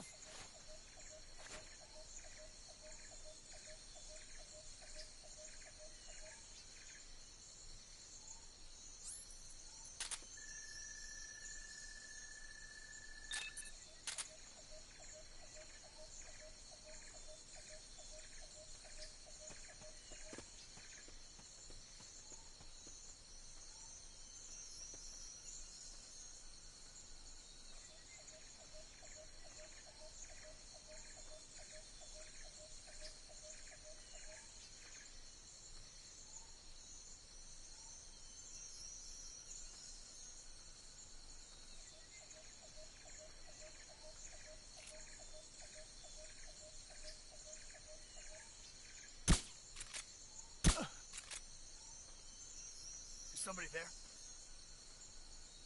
Huh, nothing.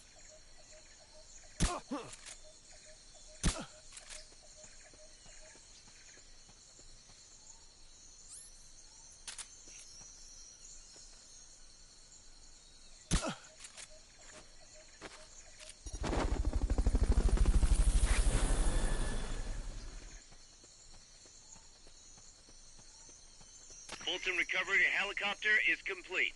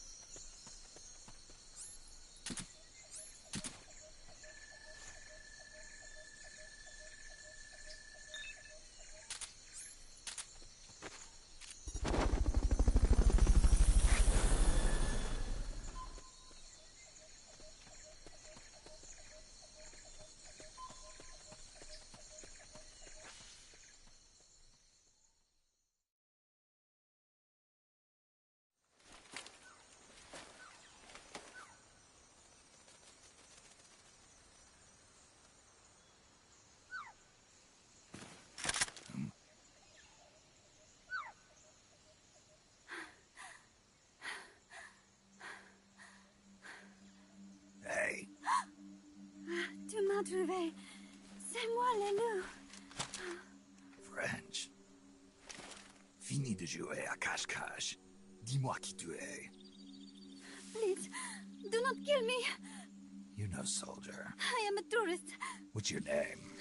Please. What are you doing here? Cecile. Cosima. Caminada. You're not one of the soldiers? Please, lower your gun. Who are you? I'm an ornithologist. A poacher? The gun's for self-defense. I'm looking for that one rare bird in Costa Rica. Which one? The quetzal? Right, the quetzal. They're rare, but they're not covered under the Washington Treaty. The resplendent quetzal is red-listed. Really? You know your stuff. I am an ornithologist myself. Well, we'll have to compare notes later.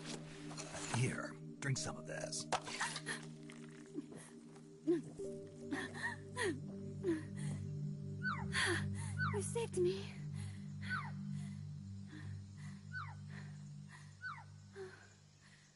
They told me this was a paradise. That there were more rare birds here than anywhere else. That there was no war here. That it was safe. They told me it was every birder's dream. But they were wrong. What happened? If only I had not recorded that stupid voice. Voice? I was trying to capture the quetzal song. Making my way through a thicket, I saw immense ruins towering before me. I chase it away. It will bite you unless you kill it. Go home. You're the one who made the tape. I am loyal to myself. Who's there? I was captured by that woman. But she was kind. She gave me food to eat, and even bathed me herself each day. But she said I could go home in a month. So whatever you do, don't take off the blindfold. Do so, and you will never leave here. Guess you didn't listen. How'd you escape? I waited for an opening. Stole an ID card. They almost caught me, but I managed to elude them. this far and then succumb to exhaustion? I was barefoot, with no supplies.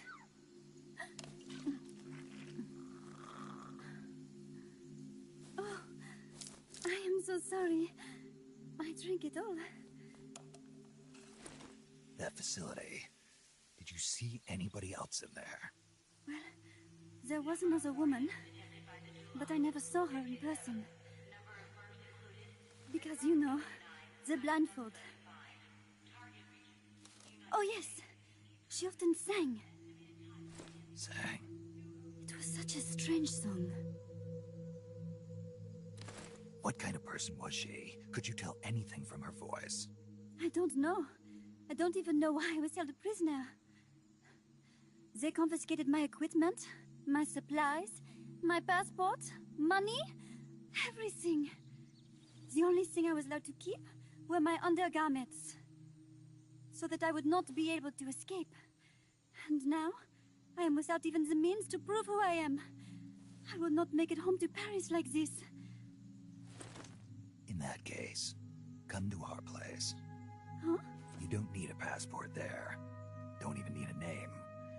If you want to go back to Paris, we'll take you there anytime. What I want is a shower, a change of clothes, and a cigarette. I've got a cigar. It's Cuban. No French cigarettes? I prefer unfiltered. Fresh out. But come back to my place, and you can have all the French cigarettes you want. It sounds like heaven. Close, but not quite. Outer heaven. It is sounding better all the time. So, you must have gotten a look at the facility when you escaped, right? What's in there? Lot of machinery. A big computer, like you would see in a university. What about the room where you heard the voice? Anybody in there? I don't know. There was a tube. A large tube in the back. When I approached it, I heard a voice. What did it say? Jack. Yes, it simply said Jack, over and over. Jack. Listen, you've got to get me out of here. I really need a shower. Wait here. I still got business to take care of. What? You're not thinking of going in there, are you? You can't leave me here. Relax. I'll have some friends pick you up. This is Miller. One for recovery. A civilian. Snake, we don't have room for any more civilians here. Not even for a blonde Parisienne. A what? So she's, pretty foxy? See for yourself. If what she's saying is true, I think we've found Paz's friend. The missing one? I'm thinking that she's the one that made that tape. Have her listen to it when she gets there. So she's safe then. Good news. I'm sure Paz will be glad to hear it. You bet. Snake, the ruins are just up ahead. Head north. On my way. What about me? Stay put. Ever wonder what it's like to be a bird? Huh?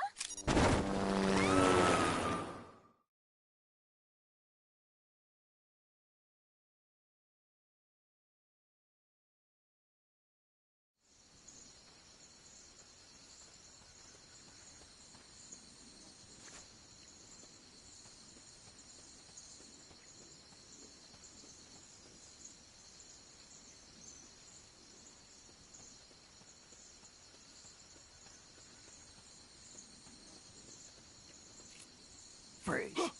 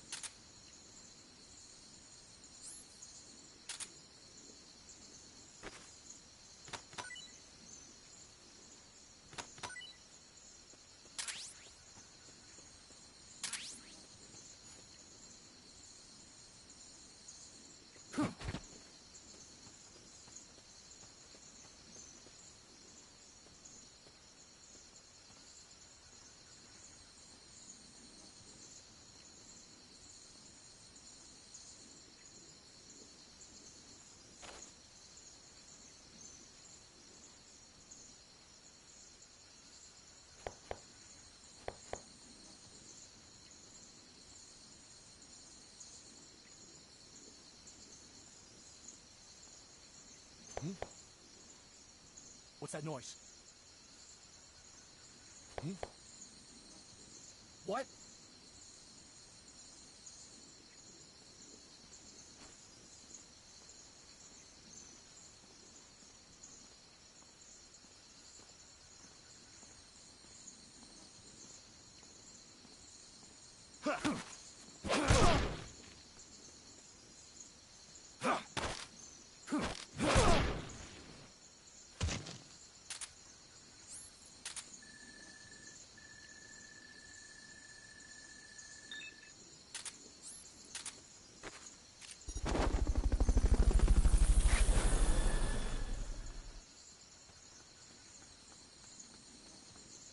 Fulton recovery subject confirmed onboard helicopter.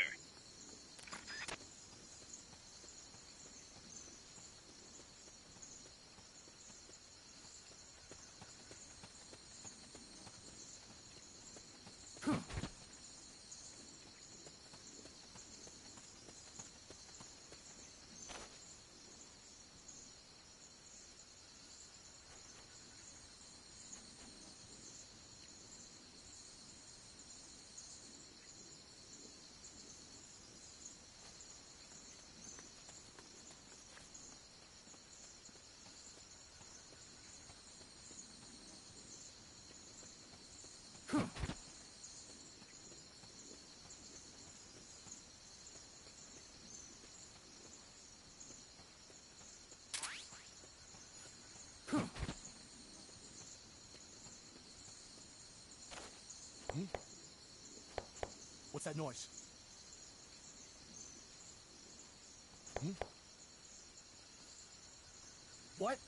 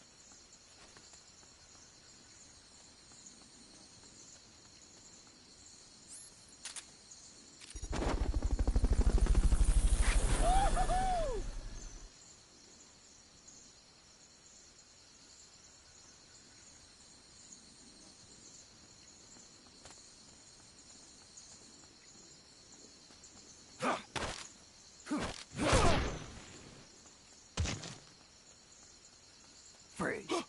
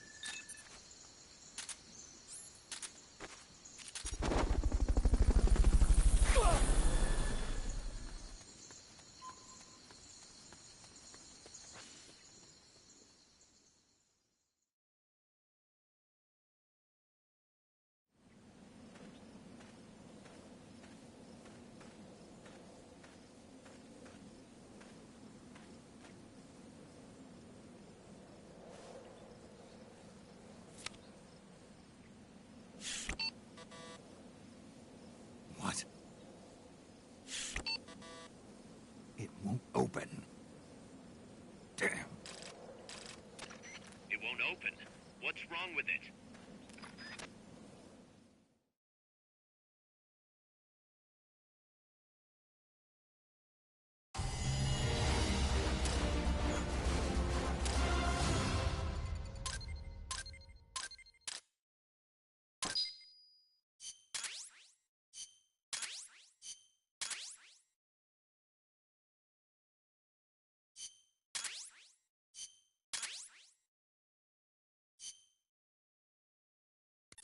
Snake? Huey, your ID card isn't working. It won't open the lock. It can't be. What's going on? She hates me that much? Strangelove's in charge of authorizing IDs. Sometimes a working card has its privileges removed. Say, if she decides she doesn't like that card's carrier. You think that's what happened? Well, I was never exactly her favorite. Well, this could be tricky. The soldiers outside aren't allowed in the lab either, so their cards won't do you any good. Great. Snake. Kaz, where's Cecile? She just got here. Hold on. Snake! Cecile, how'd it feel to fly? Wonderful. For a moment, I felt what it must be like to be a bird. It almost made me want to give up my research and get a pilot's license. Did you need something? You said you'd gotten an ID card, right?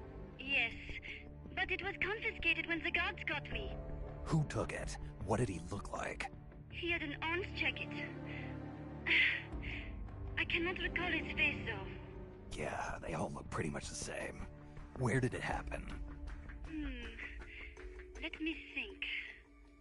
Ah, yes! I do remember hearing the song of a nearby Quetzal. Just what I'd expect from a birder. Would you like to hear it? Huh? What's that song? It's my Quetzal. I took it with me when I was rescued. Didn't you say something about them being covered under the Washington Convention? Just kidding. That was just me. An imitation. An essential skill for any ornithologist. Pretty good, no? Damn good.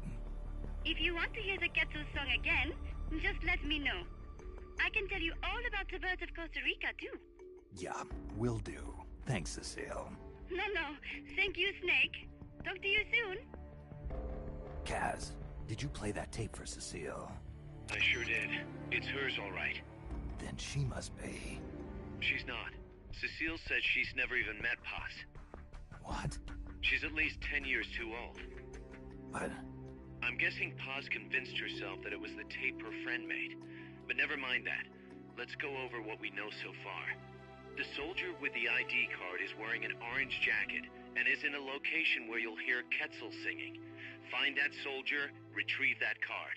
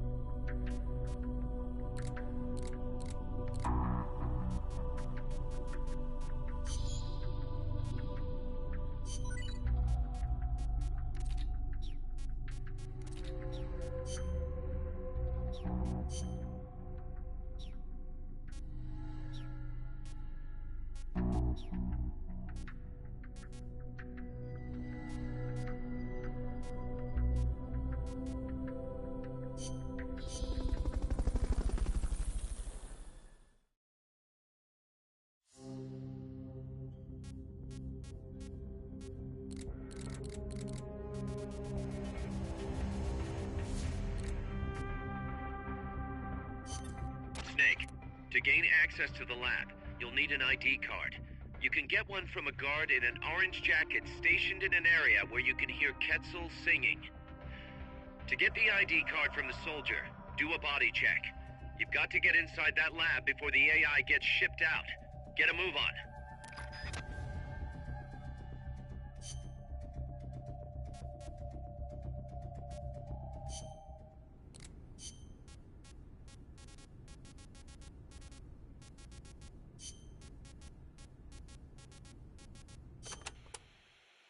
What's wrong, Kaz? You sound beat. Yeah, the problems never seem to end around here. You should take a break. Share a cup of mate with the other guys. It'll give you a chance to connect with them. I wonder if Che and his men ever sat around and drank mate. I bet they did. Che was famous for his love of the stuff. Oh, man, whoever thought of this was a genius. You can put it in a gourd and carry it around, and there's a special straw with a filter attached so you can drink it any time. That's not all. It's full of essential vitamins and minerals, too. Nice to have in a guerrilla war when food is short. Yeah.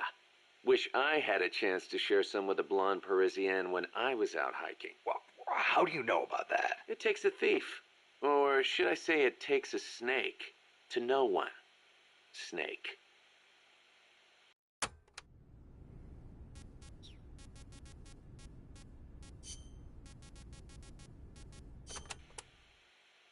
Scouts are outfitted with camouflage to help them hide. Some of them look kind of weird, like they've got seaweed growing all over them. Ah, ghillie suits. Not much difference between them and any other scout in terms of combat ability, but it does make them harder to spot. I'm sure it does. You've come across these before? Yeah, the Soviet Union. The first time, it took me a full hour to find the guy and take him out. Kaz, do you know what they shine? Shine? Like how? Like, from their heads. Their heads? How about their hair? Do they have a lot of it? What are you talking about? How the hell would I know? How about a parrot? Did anybody hear a parrot squawk? A parrot? Look, Snake, you're talking to the wrong guy. I mean, Cecile's the bird expert. Wait a second, what am I saying? You're not making any sense to begin with. Never mind. It's a long story. I'll figure it out another way. Forget about it. Yeah, I'll do that. Anyway, we've already lost too many good people to these surprise encounters. Make sure you don't end up like one of them.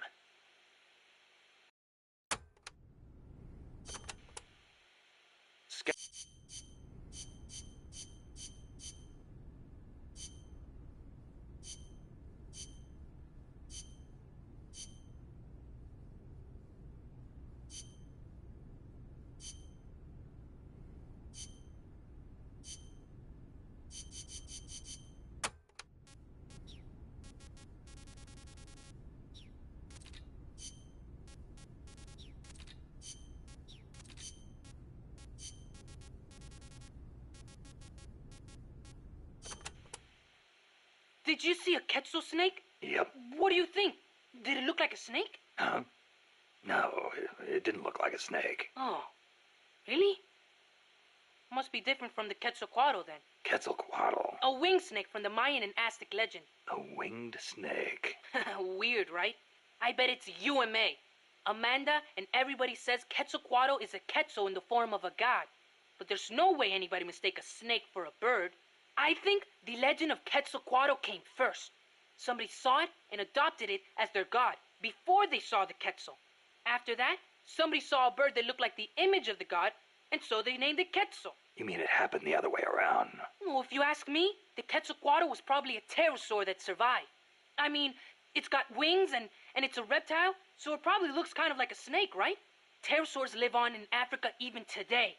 They're called the Congamato and the Elitziao. So it makes sense that there'd be pterosaurs on the American continent too, and that they survived until the Mayan and Aztec eras.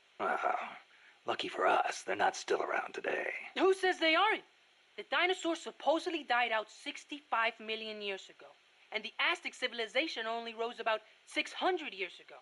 If they managed to survive 65 million years, surely they couldn't be wiped out in 600.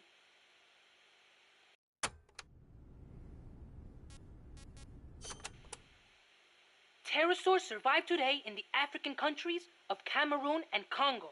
Each tribe calls them by a different name, like Congamato or Litziao. There sure are a lot of dinosaurs running around the Congo. Well, a lot of the land hasn't been settled by humans yet. They've survived all this time, just undiscovered by man. But they're finding fossils in America too. This one they found 3 years ago in Texas had a wingspan of more than 12 meters. If I saw a gigantic pterosaur like that, I'd probably call it a god too. Yup, I'm sure that's what the Quetzalcoatl really is.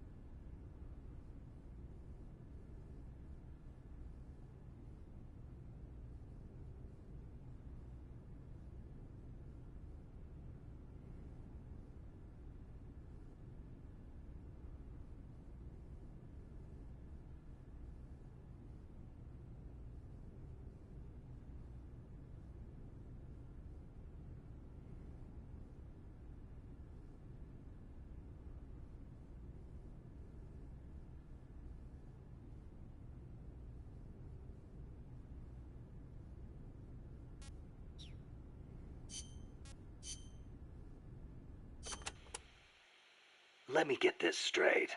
You were in Costa Rica as a bird watcher? Yes, I was. Not for pleasure, though. I am a researcher, after all.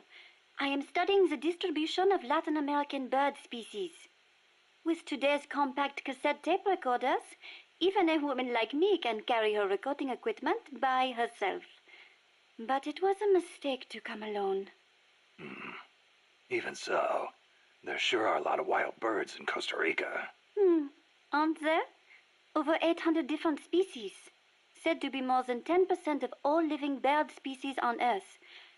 How many can you name, Mr. Ornithologist? Hey, I was just trying not to scare you. You should at least have a basic knowledge of Costa Rica.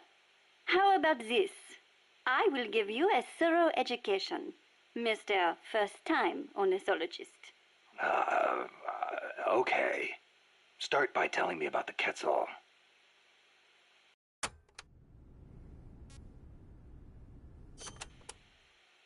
Cecile, what's that machine you said you used to make those recordings of yours? Cassette, something or other. A cassette recorder, or a cassette densuke, as they say in Japan. Yeah, that. What is that thing, anyway? A portable recording device released last year by a Japanese company, Sony. It uses compact cassettes, making it far lighter than open-reel machines. It still weighs 5 kilograms, but the exercise won't kill me. It is user-friendly, too. All the buttons have markings on them, allowing you to operate it without looking at it. Can you imagine missing the shot of a lifetime simply because you blinked? Oh, that would be devastating. But where'd they come up with Densuke? Sounds like a Japanese name. Allow me to field that one. Kaz? Densuke is a nickname that comes from the name of an old manga character.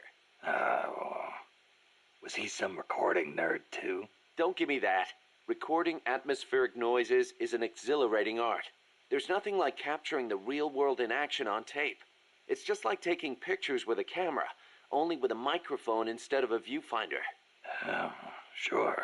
Listen to a tape with your eyes closed, and the scene just bursts to life in your mind's eye. Tell him, Cecile. Absolutely. When I listen to the sounds of the birds in my apartment, it is like I am back in the forest where I recorded them. See? She's a Parisienne. She knows what's chic. If you say so. And what do you like to record, Monsieur Miller? Me? Steam locomotives, no question. The roar of the engine, the throaty steam whistle. More animal than machine. Don't get me started. Steam locomotives are a dying breed in Japan. I wouldn't mind going back for a bit and making some new tapes while I still can.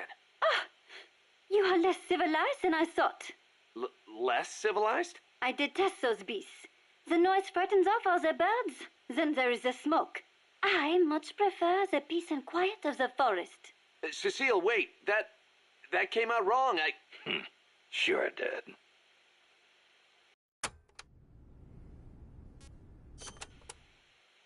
All right. What do you want to know about Quetzals? Give me the basics. Something that'll help me find one. Okay, then. First of all, as I'm sure you remember, the Quetzal's wings and back are emerald green, a dazzling blend of viridian fading into blue. Its belly is brilliant red, and its tail feathers are white. Such a gorgeous bird. Also, the male has 2 long decorative feathers, but only during breeding season. Among birds, males are usually more beautiful than females. Like a peacock's tail. Yes, just like that. It is interesting to note that while their bodies are only 40 centimeters long, many Quetzals reach over 1 meter in length when you include their decorative plumage. Quetzals typically build their nests by making holes in dead trees with their beaks, about 3 to 4 meters above the ground. They are omnivorous and eat everything from nuts to lizards. Where can I find one? Their habitat stretches across the entire tropical cloud forest. You may end up having to rely on its song to find one. Good to know. I will do an imitation. Listen closely.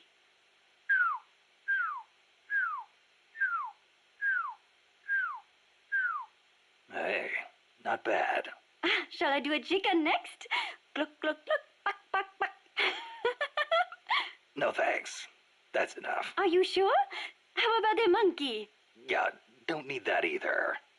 Oh, all right then.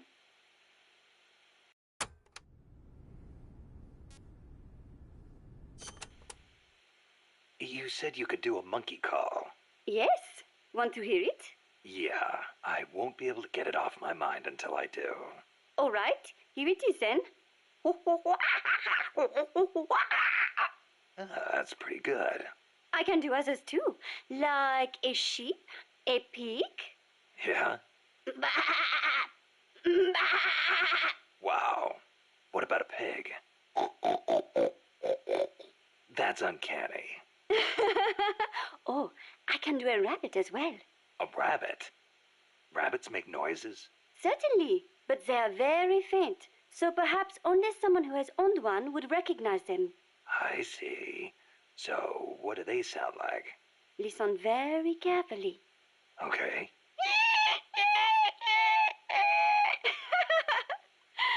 Seriously? Rabbits sound like that? I assure you they do. Listen again.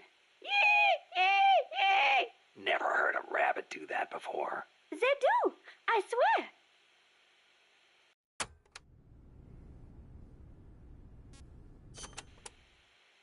Costa Rica is the home to many hummingbirds as well.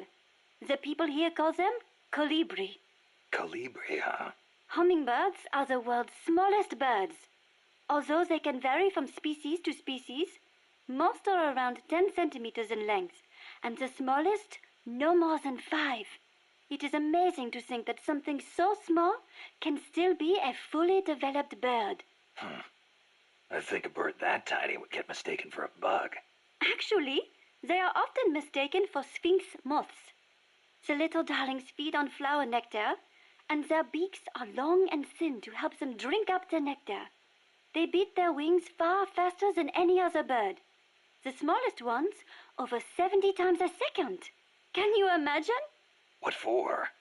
They hover in midair while they suck their nectar. They can even fly straight backwards. Hovering. Like a helicopter. That's why Amanda and her unit called that chopper Colibri. I think it is an insult to the birds to give their names to weapons. Don't you? Don't ask me. Ask the birds how they feel about it.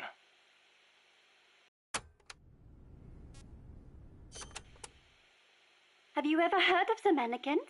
Never. Unbelievable! You came all the way to Costa Rica and you've never even heard of them? I didn't come here to look at... Mannequins are known for their beautiful courtship dances.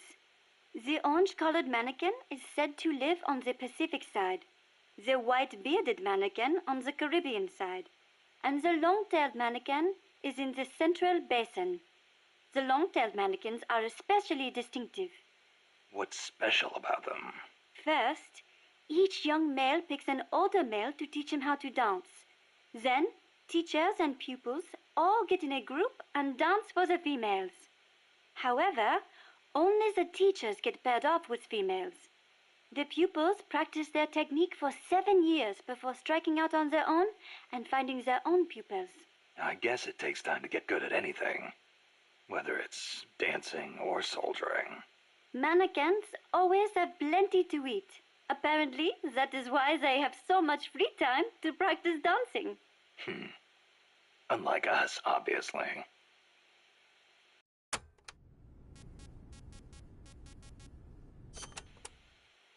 Another well-known bird of the cloud forest is the three-wattled bellbird. Wattled? What the hell's a wattle? It is just like your beard, Snake. What? It is a piece of flesh that hangs down from its chin. Kind of like whiskers, but not made of hair. A hanging piece of flesh. Oui, and it only grows on males. Nothing more important to a man than his beard. So, these birds are in the cloud forest too? They are normally found in the lowland rainforests, but they migrate into the highland cloud forests during breeding season. What the three-wattled bellbird is best known for, though, is its loud call. It makes these metallic bong and ding sounds, hence the name bellbird. It hardly sounds like a bird at all. Even an expert bird caller like me cannot do it justice. Oh, doesn't sound like I'll be mistaking it for a quetzal.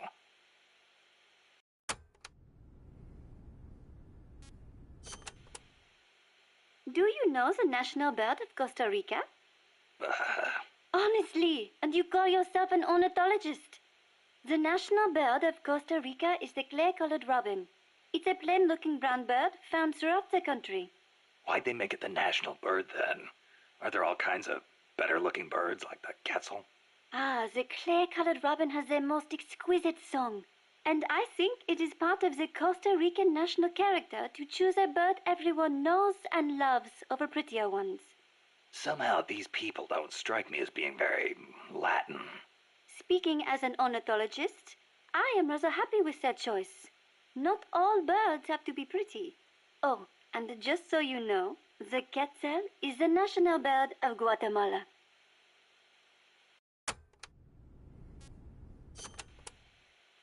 The scarlet macaw and the great green macaw are also representative birds of Costa Rica.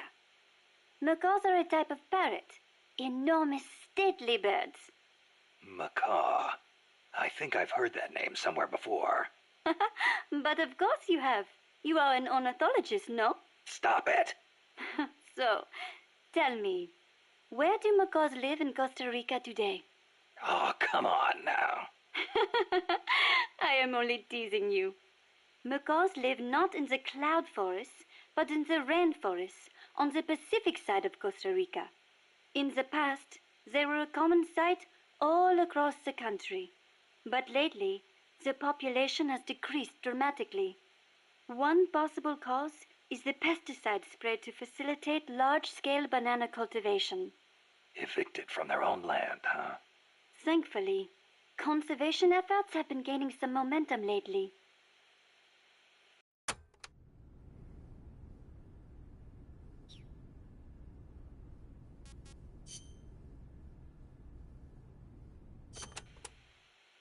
Did you live in Paris your whole life before coming here? Ah, yes. It is my favorite city. Paris is the world capital of art and culture. It has the latest fashion, the best cuisine, and the most elegant, refined people. The beauty of the Champs-Élysées at night is almost unearthly. The name comes from Elysium, the name of paradise in Greek mythology. Heaven, in other words. Must be nice for some people. Not for me. Are you saying the cultured life does not appeal to you? I'm saying I never had a chance to lead one. Not that it appealed to me anyway. You prefer war? I don't like war. Life outside heaven just suits me better. That is a hard way to live. But if you do ever come to France, I will show you around Paris. Then you will see what heaven on earth is really like.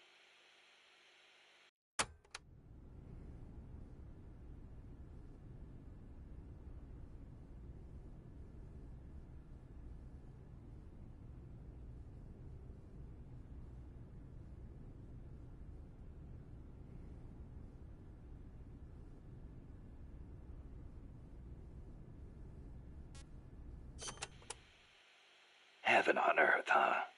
The only image I have of France is the Foreign Legion. Ah, that is how you view France?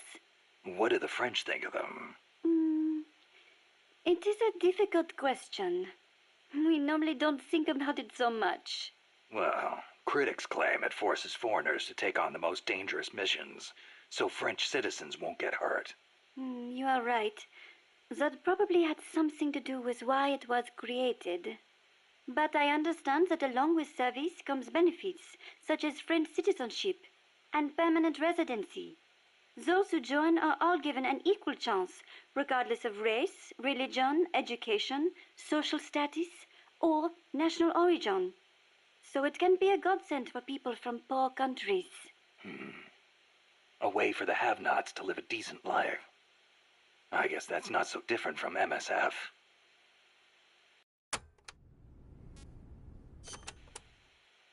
There's one other image I have of France. The national anthem. Ah, La Marseillaise. Not everyone is a fan, of course.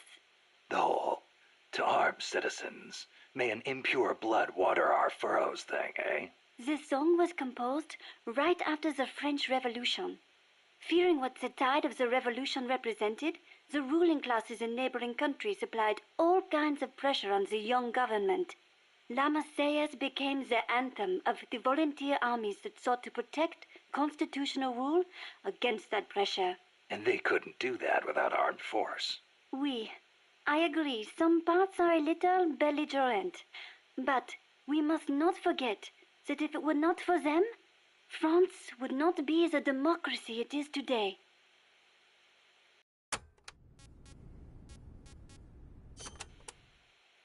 Have you ever seen The Umbrellas of Cherbourg? A movie? No, never seen it. No? It came out 10 years ago. Catherine Deneuve. She's so beautiful in it. And the music, the costumes, the colors. Huh. It takes place in the naval port of Cherbourg. That was a beachhead in Normandy. It is set back when young men were conscripted to fight in the Algerian War. The French government called the conflict a public order operation in northern Africa. I was still a little girl then, but I can clearly remember one of my friend's older brothers going off to fight. Yeah, national service is required in France. The war splits up two young lovers. Director Jacques Demy's lyrics and Michel Legrand's music tore at my heart. I will never forget its wonderful melodies. Are you okay? It changes lives, changes fates. War is not a good thing. For some reason, it strikes a chord to hear that coming from someone like you.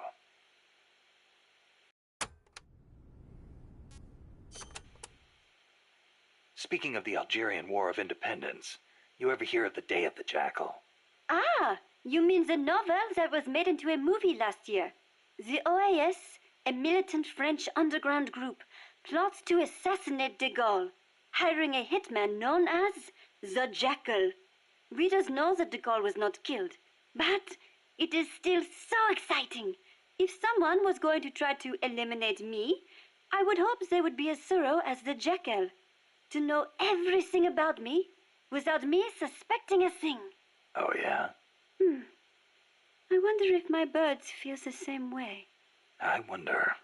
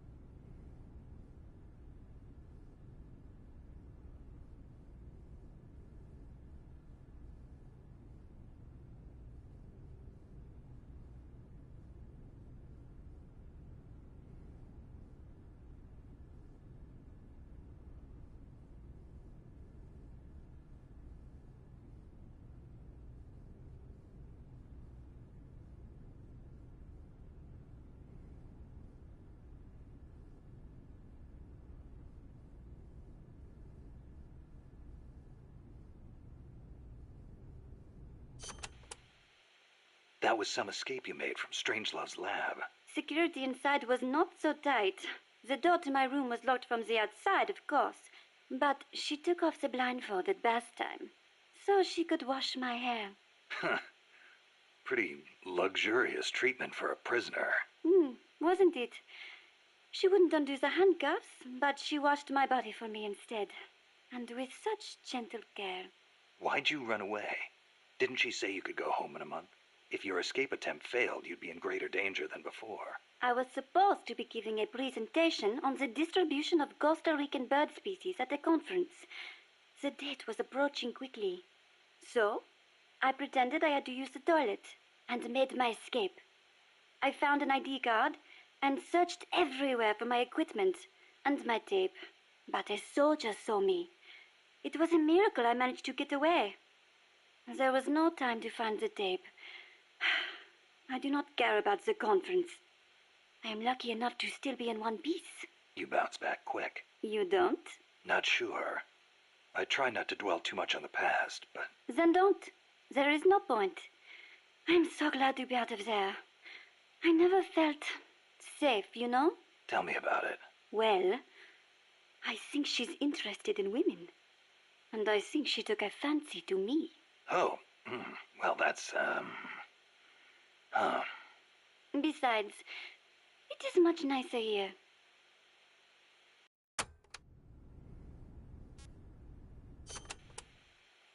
Was it just the two women in the lab?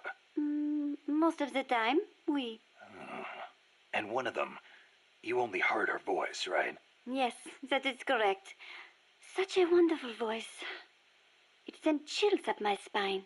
What was the other woman like? Don't even think about it. She has not the slightest interest in men. No, it's part of my mission to... Only teasing. Let me think. I believe she was in her 30s. Pretty, with a good sense of style, but austere in her tastes. A very unusual woman. And she was doing research on AI. AI? So that is what she was up to. You know, she did say something interesting. That people should not be going into space. That it is too dangerous. An automated control system for rockets, then. She said something about wanting to get closer to her dying wish. I think she must have been talking about an old lover. Lover? You mean another woman? My, aren't we curious about women and other women? You want to hear the terrible things she tried to do to me? That's not what I meant. It's all right. You can be honest. You two seem to get along awfully well together. No, not at all. I think you're hiding something. Never mind. Aren't you supposed to be looking for the Quetzal? Here, I'll demonstrate its call for you.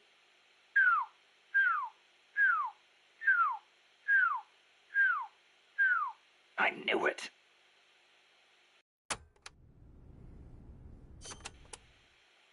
Was it...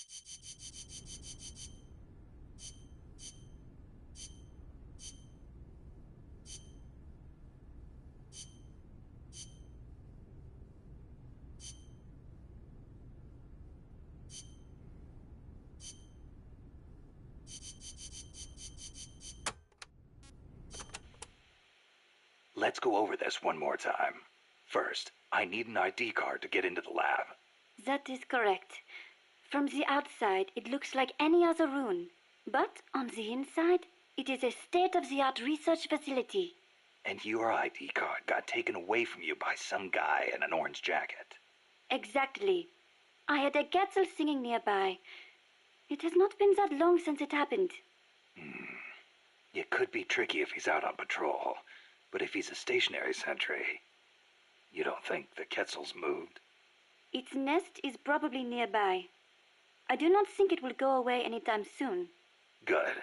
I'll get on looking for that soldier. If you forget what it sounds like, I will do the call for you again. Just give me a call anytime you'd like to hear it. Yeah, I'll do that.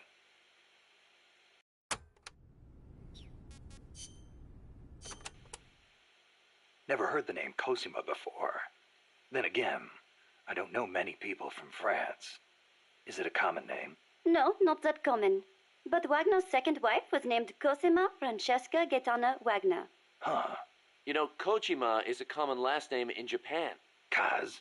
It's just funny how, I'm part Japanese and Cecile's middle name is so close to Kojima. It feels like destiny unfolding. You think so? Oui, oui. That's a beautiful name you have. Cecile Cosima Caminades. Wait a second. Cecile Cosima Caminades. Cosima Caminades. Hey, that's close to... Close to what? Your name. It sounds almost like the sentence Kojima Caminandes in Japanese. And what does it mean, s'il vous plaît? Well, kami is the word for God in Japanese. Nandesu. Well, it's hard to explain, but placed after God, it would turn the sentence into is God. Okay, so? Kojima is God. Cecile's name is a message. I don't believe it. Kojima is God. Kojima is God. Kaz?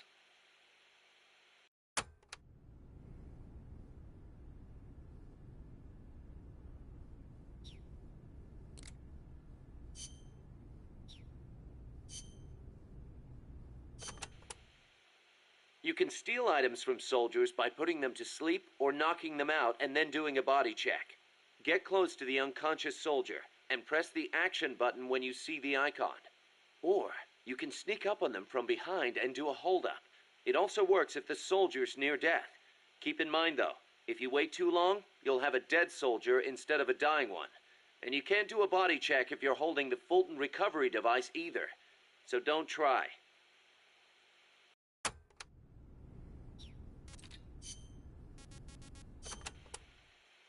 I do not know if I recall such large ruins being there. Well, didn't you say there's a lot we don't know about Costa Rica's ancient civilizations? You talked about some giant stone balls, too. What are those? Oh, the stone spheres of Costa Rica? They are an assortment of giant spheres carved from stone that were discovered in the jungles of Costa Rica about 50 years ago. What's so special about that?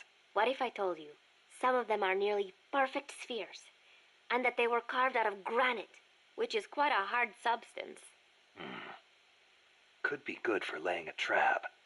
And if they're spherical, they roll easily, too. Snake!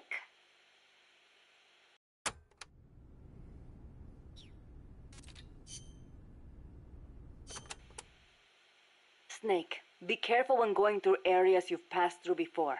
The enemy could be waiting to ambush you. And do you know how to identify the soldier with the ID card? Yeah, Cecile told me.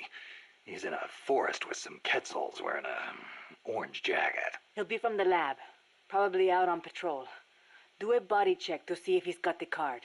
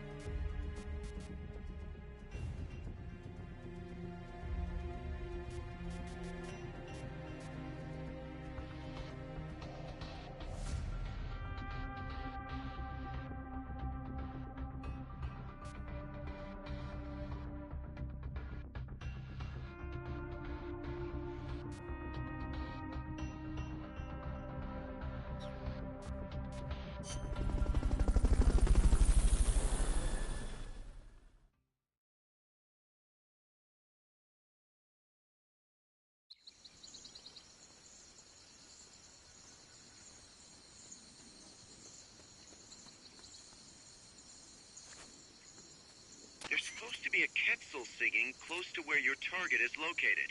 Keep your ears open.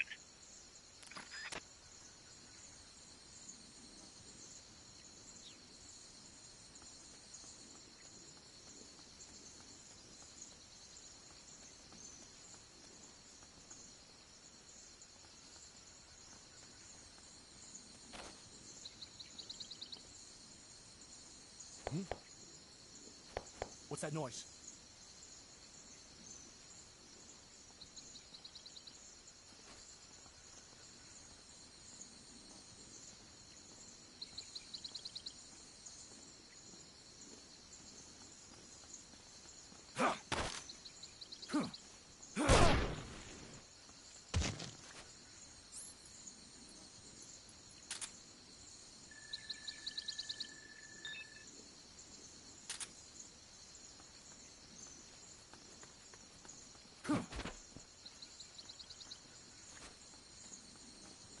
Freeze.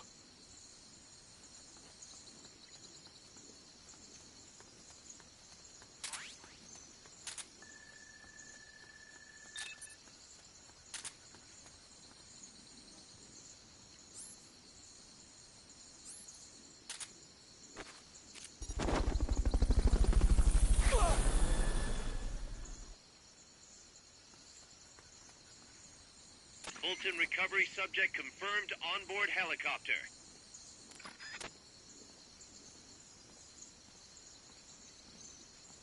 The enemy's close.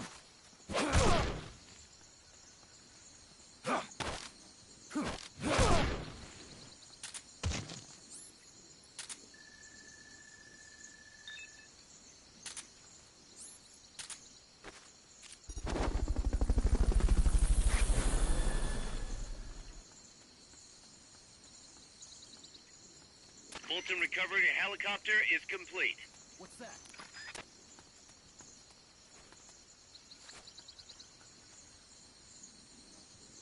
Guess not.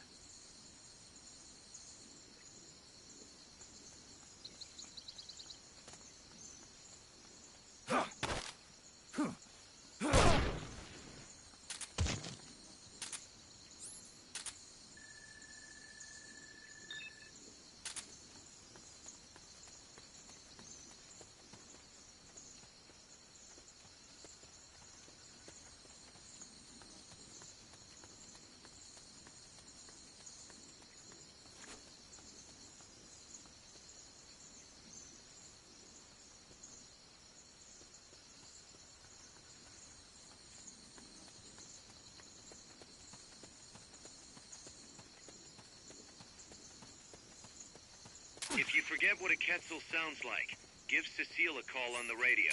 She'll remind you.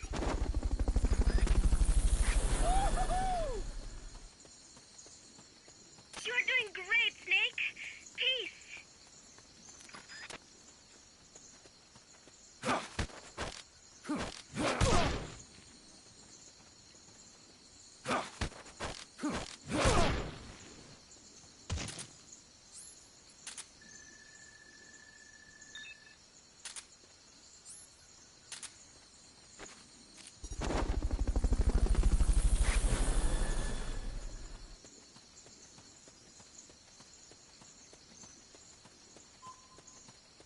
Enemy assault!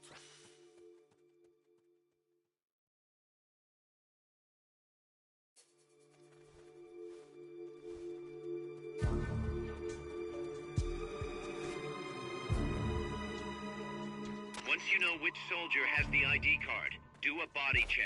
To do a body check, first knock the soldier out, or put him to sleep, or hold him up. That works too. Come in! What's wrong? What's going on over there?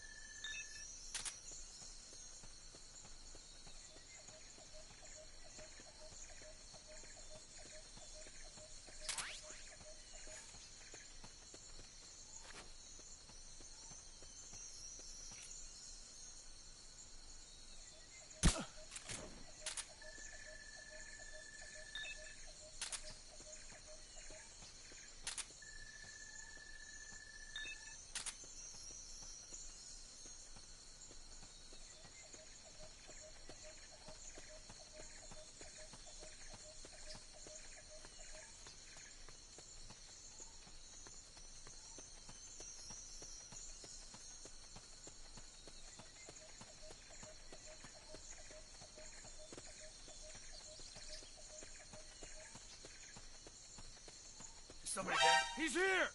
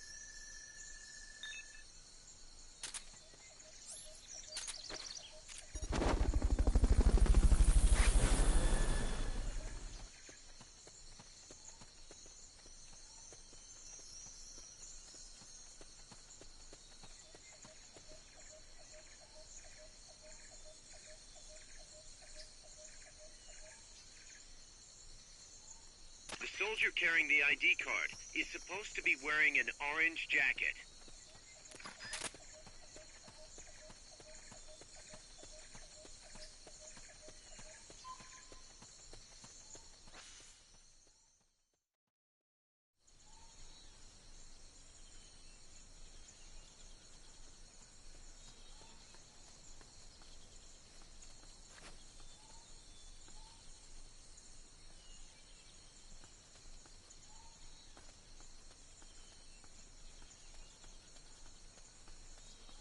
Make sure you don't kill the soldier when you do your body check.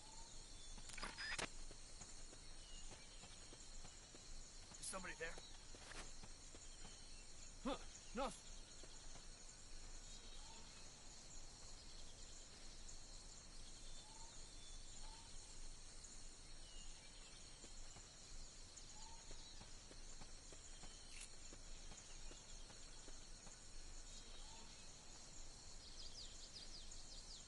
Is somebody there?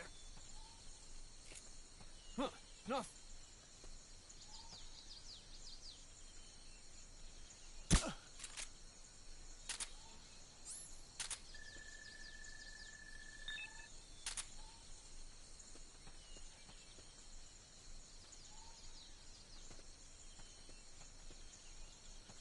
Is somebody there?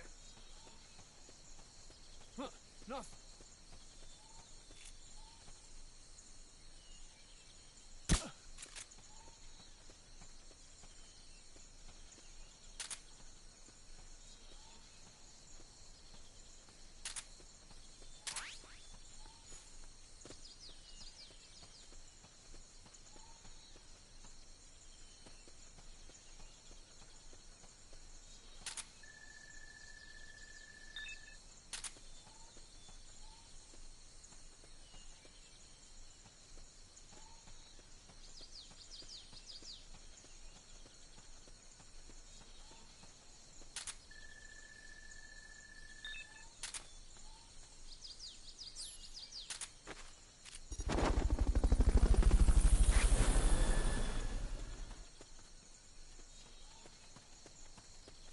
Fulton recovery subject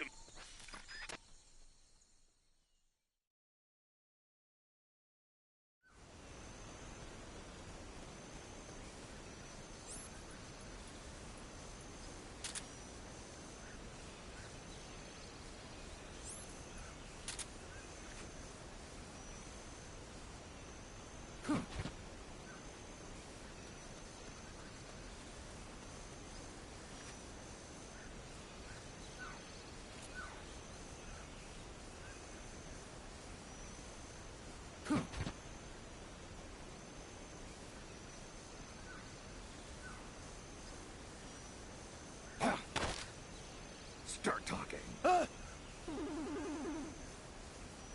Start talking. You'll have to unequip the Fulton recovery device before you do the body check.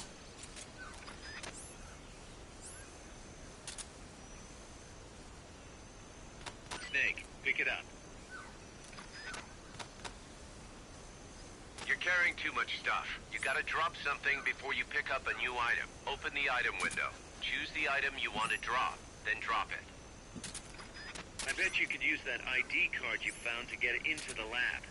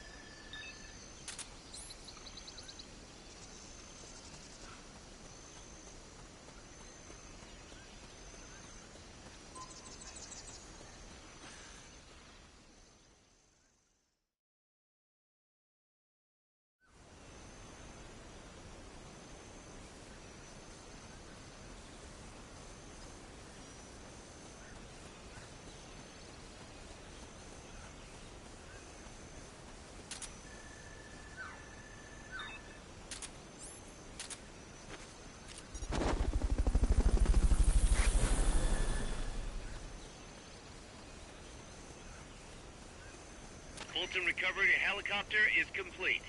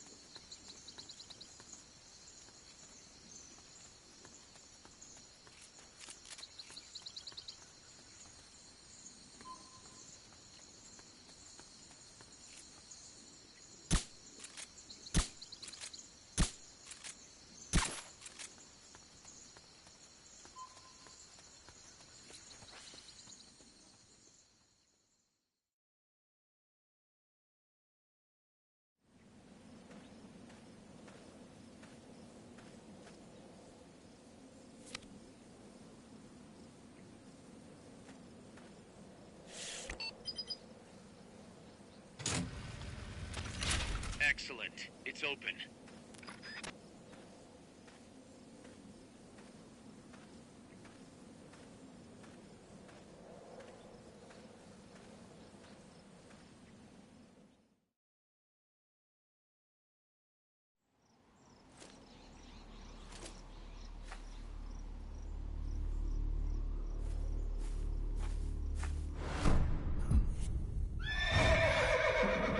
It can't be. Looks like death wasn't ready for you yet. Boss, And who might you be? you. Dr. Strangelove, I presume. I've been waiting, Snake. Yes, waiting without joy or pleasure. Waiting for the one I despise. Don't move. Don't move. You men and your guns. You all say the same thing. I suppose you're here to destroy my research. Yes, I know. Just as I know what you did 10 years ago. Go on. Kill me like you killed her. Kill me like you killed the boss. Kill me! What exactly do you... Come on, Snake. Or should I say Big Boss? That filthy title given you as reward for murder. Do you still wear it with pride? You chose a shadowy country over the mentor who made you what you are. You brought despair to good soldiers everywhere. You used the pretext of a mission to kill a true hero. Is that what you call loyalty? Answer me! The boss. Well, what do you have to say for yourself? She betrayed America. She stole a Davy Crockett and then defected to the other side. She used an American nuclear weapon to attack Soviet territory. The only way for Washington to prove its innocence to Moscow was to eliminate the traitor themselves. The boss's death was the only thing that could have prevented all-out nuclear war. Is that what you call the truth? It's the truth as it was told to me. So the truth is that you sullied the reputation of your mentor, the woman you loved most in this world, before you buried her. It was my mission. Huh.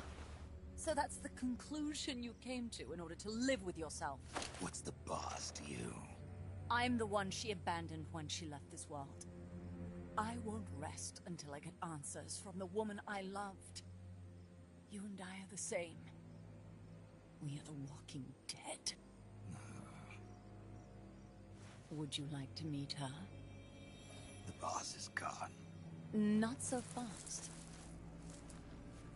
You'd like to meet her, wouldn't you? I can arrange it. You took her life. I gave it back. You what? Care for a sniff? It's only snuff. You're a cigar man, aren't you? Well, there's no smoking in there, so if you want to meet her, you'd best partake now. Follow me. This is my baby, my Morpho butterfly. It's neither pupa nor cocoon, but an imago. A complete individual, in the fullest sense of the word. Is someone there? Boss. We have a visitor. I'll introduce him. Don't try anything foolish. As long as we're in here, I can reduce you to carbon at the press of a button. Who are you?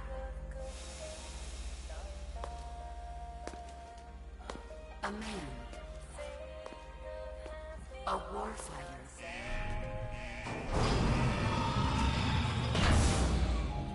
Boss. Is that you? I call it the mammal pod. Mammal pod? For my participation on the project, I demanded access to all information on the boss. Everything the CIA had. Her personal history, military records, physiological data, correspondence, the files for every operation she took part in, every decision she ever made at every possible turn, what she took and what was taken from her, her pain and her pleasure, her joy and sorrow, her life and death, and yes, even you. What? Why would you do that? Coldman sought an MAD-based AI that would deliver an effective retaliatory strike against the most appropriate target in response to a nuclear attack from a hypothetical adversary. An unmanned device to act as a deterrent capable of making the decisions and taking the actions that human beings cannot. I therefore concluded he required a cool, calculating machine, programmed to inflict swift, sure, and utter annihilation upon the enemy. No retaliation, but he took it upon himself to come up with a different answer. He said he needed the thought patterns of the very finest rational mind, one that thought on a global scale, took both past and future into consideration, and reached the best decision, no matter how painful. And that's why you asked for everything they had on the boss. It was the logical thing to do. I knew of only one person who could be entrusted with the fate of the entire human race. What's your real goal here? To clear her name. Why was a legendary hero forced to betray her country? Why was she targeted for assassination by you, her most beloved disciple? I have no use for fabrications. I want the truth. The boss's last will. You must be dying to know yourself. No. No. She abandoned her country. Abandoned us all. Really? You think you understand her feelings? You're trying to recreate the boss's last will. Is that it? Why don't you ask her yourself, Jack? Jack? What? Jack? Boss. Jack! Boss. Jack! Go home. I'm not your boss anymore. Boss. Go home! No, Complete your mission, Snake. Extinguish that noble soul once again. If you can.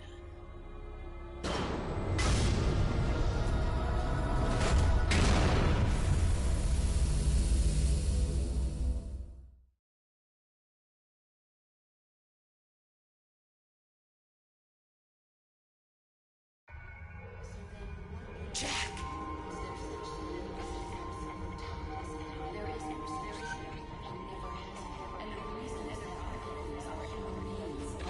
Go home.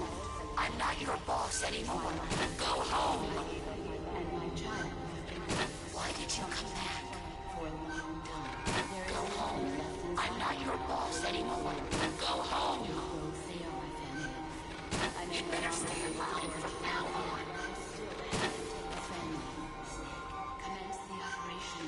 Go home. I'm not your boss anymore. Go home. Go home. I'm not your boss anymore. Go home. Go home. I'm not your boss anymore. Go home. What is this? This response? Oh God. Discontinue!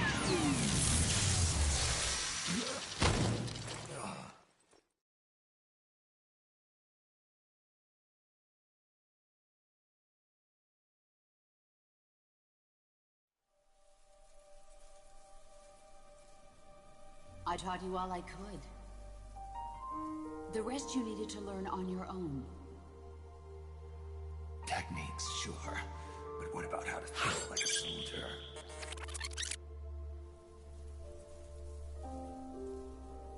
I taught you all I could. The rest you needed to learn on your own. Techniques, sure. But what about how to think like a soldier?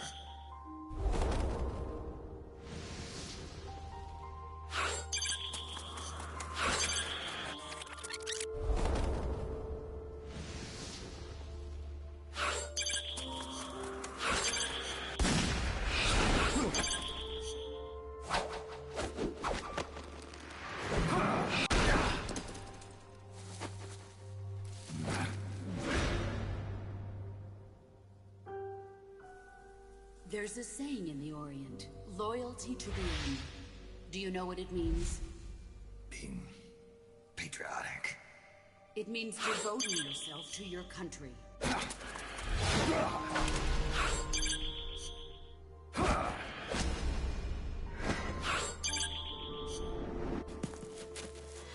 As long as we have loyalty to the end, there's no point in believing in anything, even in those we love. That's the way a soldier's supposed to think.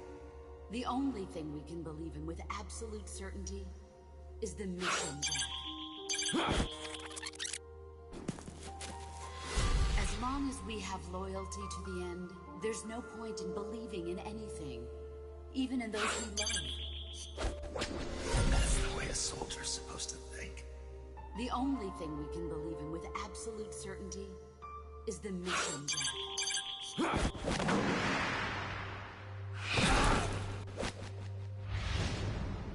I'm defecting to the Soviet Union. Jack, you can't come with us.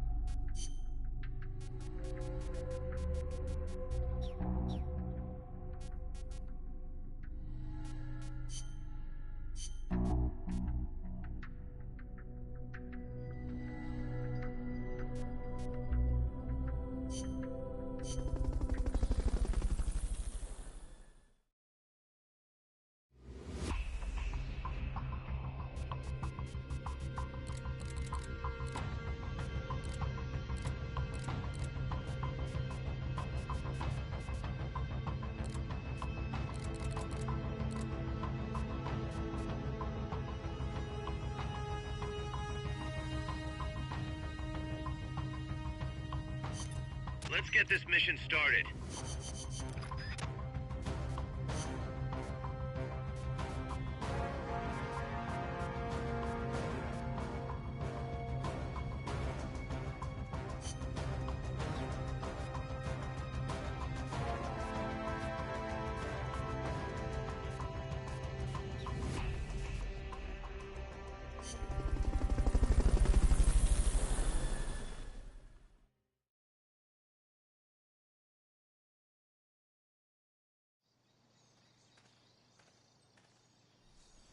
Your current objective is to retrieve the researchers.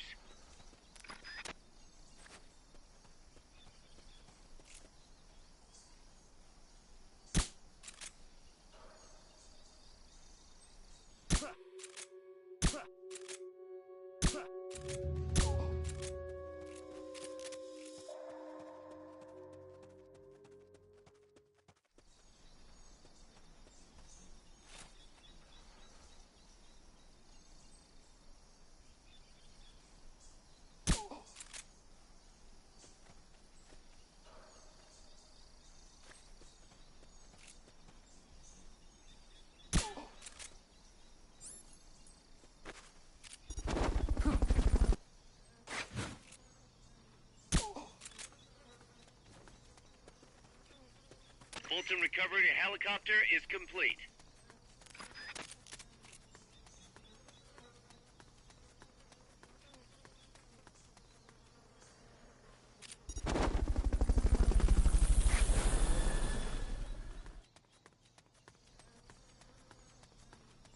Fulton recovery subject confirmed onboard helicopter.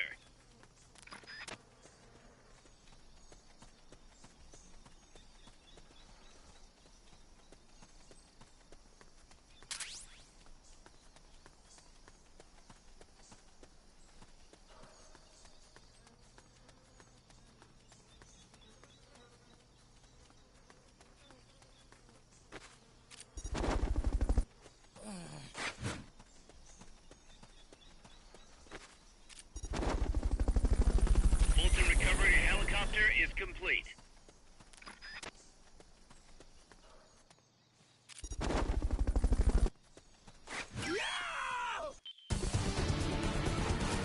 Mission complete. The folks back at Mother Base will be thrilled.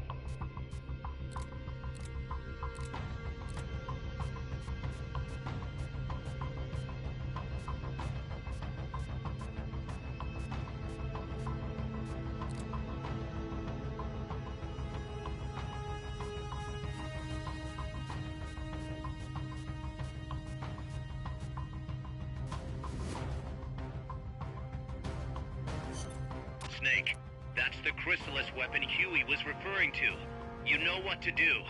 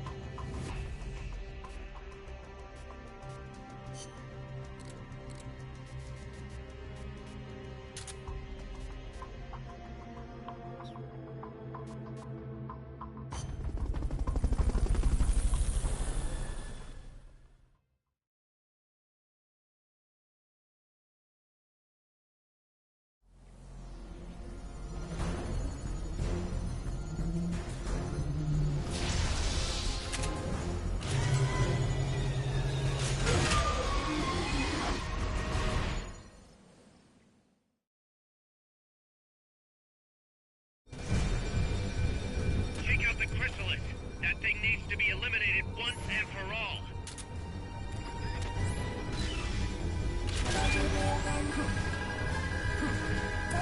Monsters will chew through any wall you try to hide behind.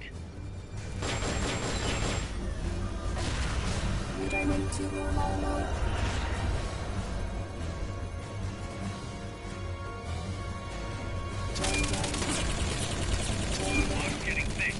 Careful you don't lose sight of that chopper. If you lose sight of the enemy, look for the red light.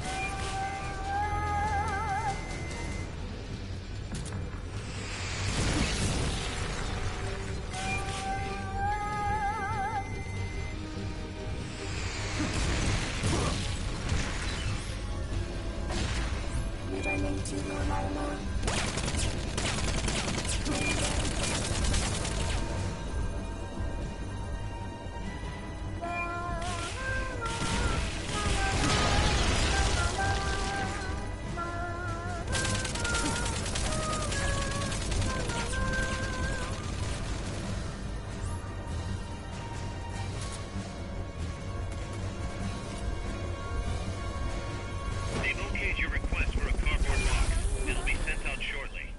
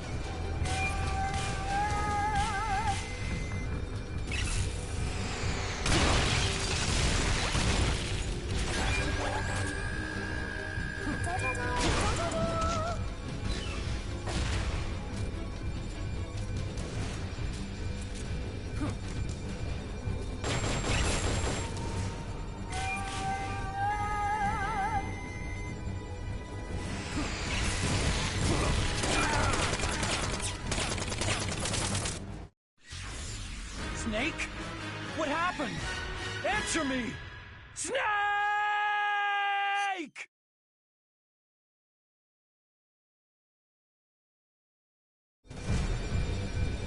Take out the chrysalis. That thing needs to be eliminated once and for all.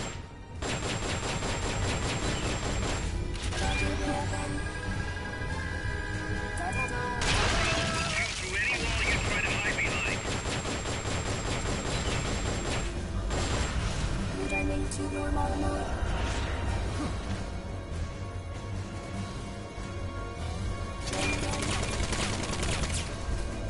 Fog's getting thick. Careful you don't lose sight of that chopper. If you lose sight of the enemy, look for the red light.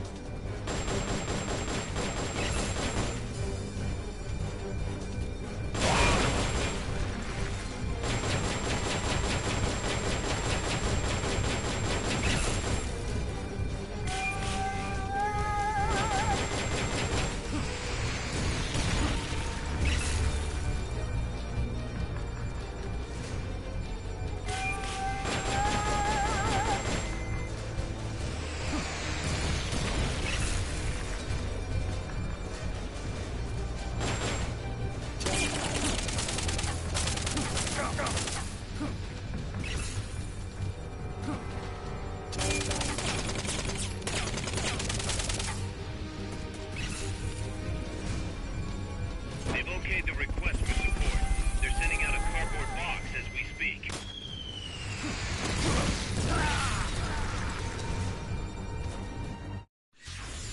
What happened, Snake? Snake!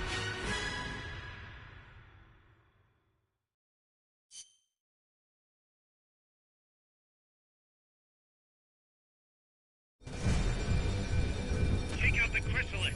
That thing needs to be eliminated once and for all.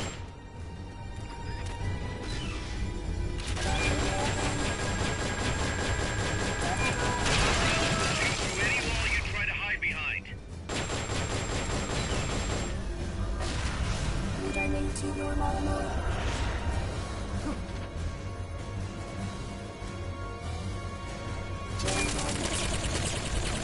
Fog's getting thick. Careful you don't lose sight of that chopper. The chopper had a red lamp on it. You should be able to see that through the fog.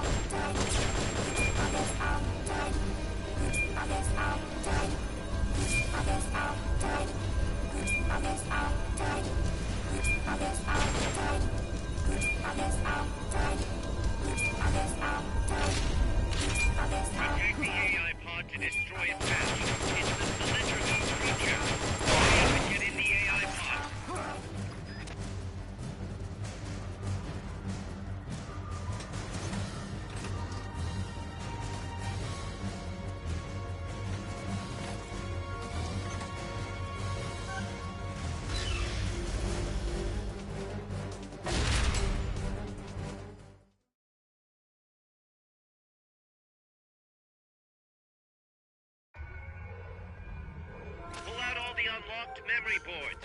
Pull out the memory boards. All the unlocked boards will have icons over them.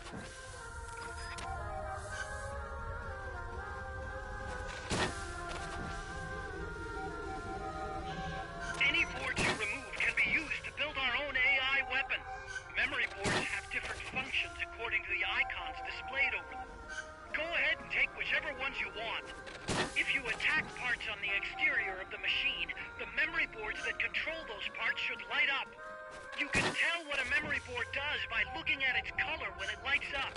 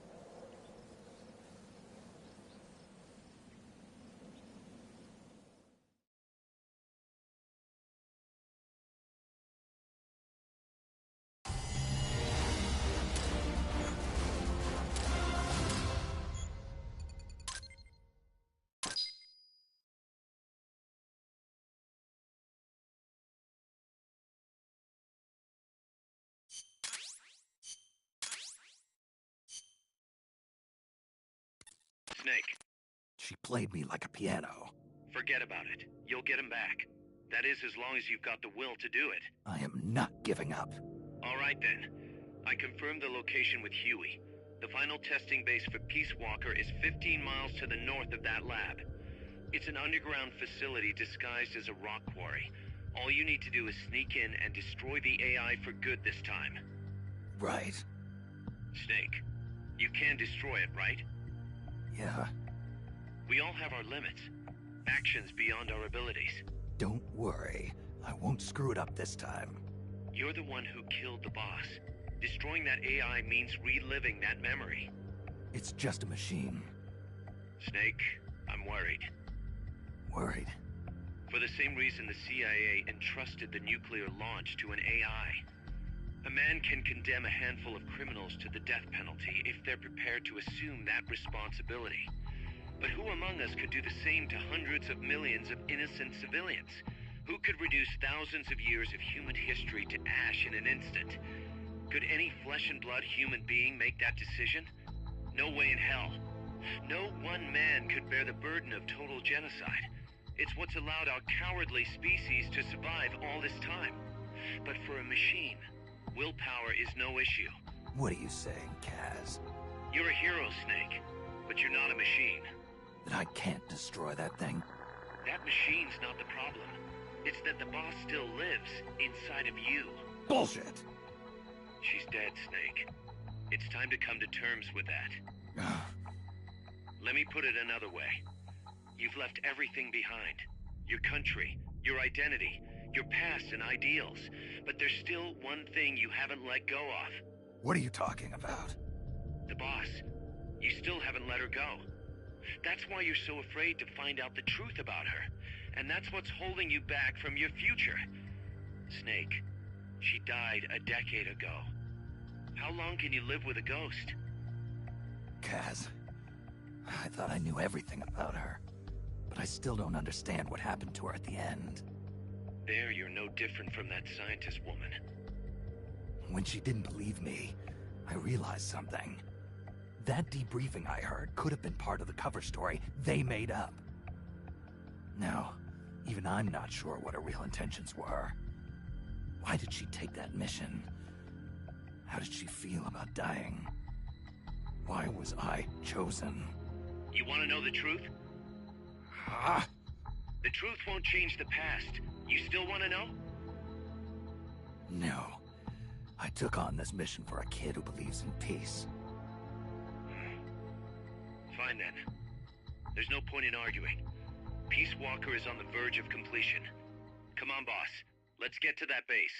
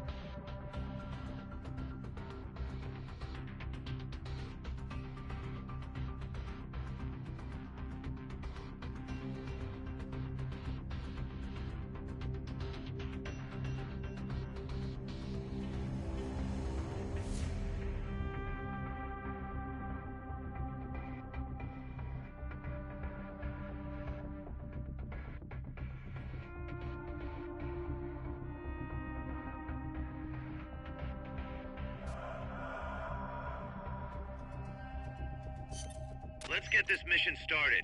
Complete the mission and...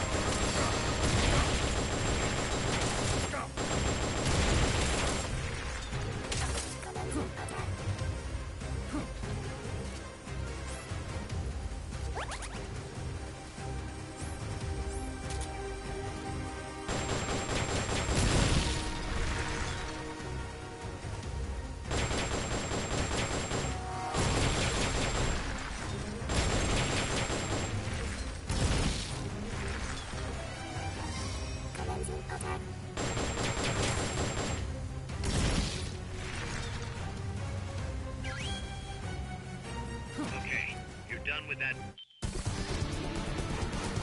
Mission complete. Great job.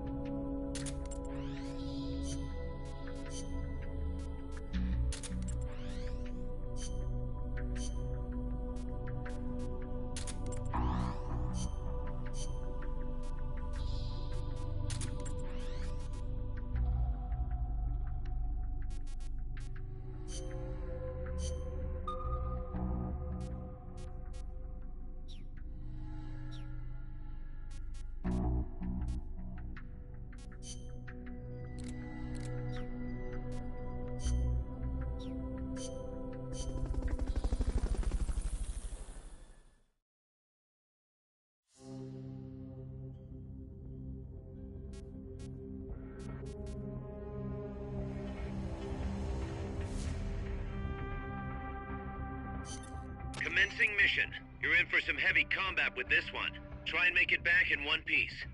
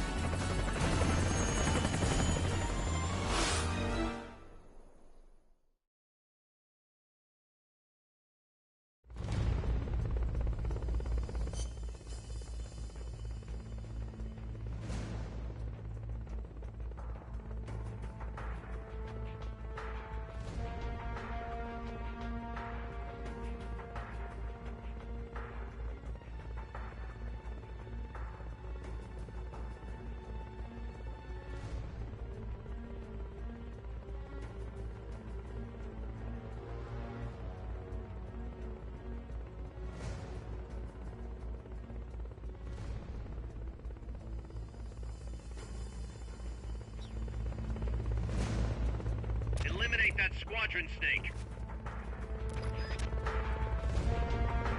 Strike before they spot you.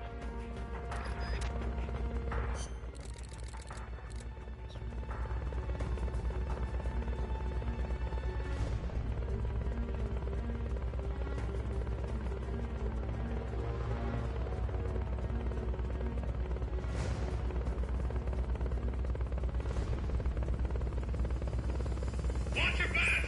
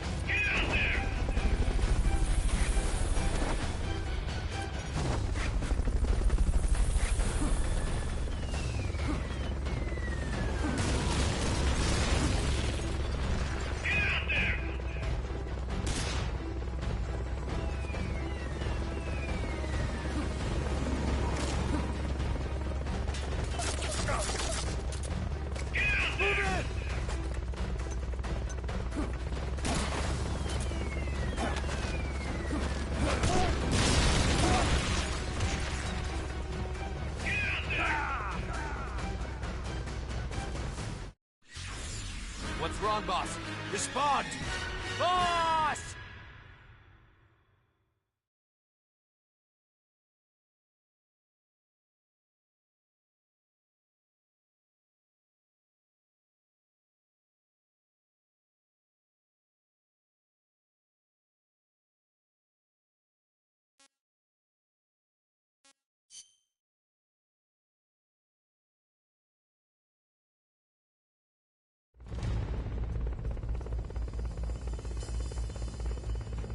Eliminate that squadron, Snake. They're trying to find you. Make sure they don't.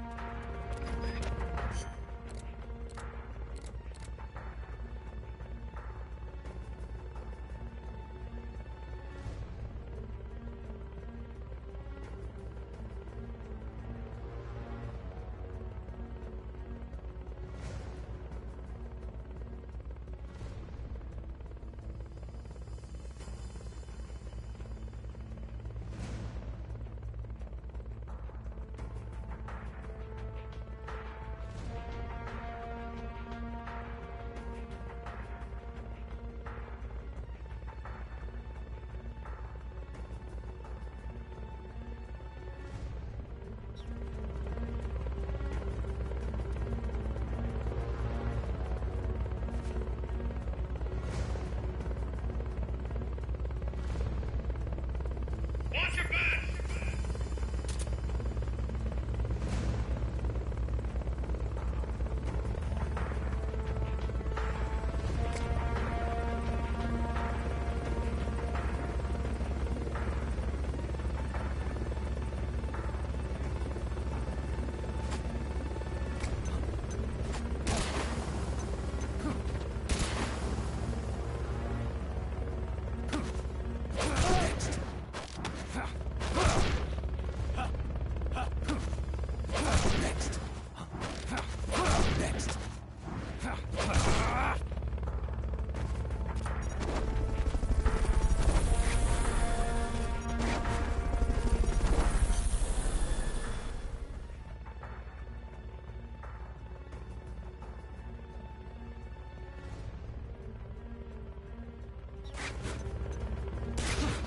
Fulton recovery subject confirmed onboard helicopter.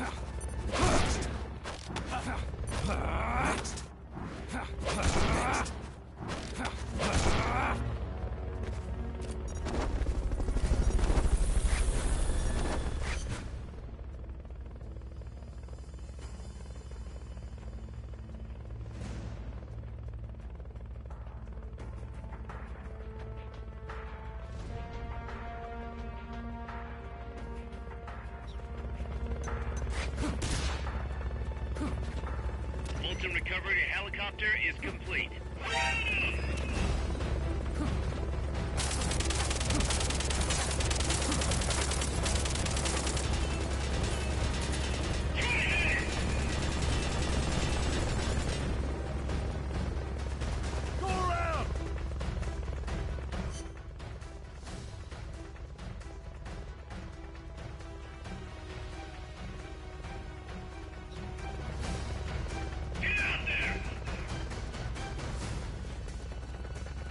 Move in!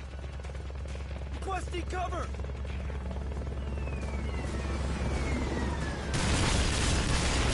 Move in!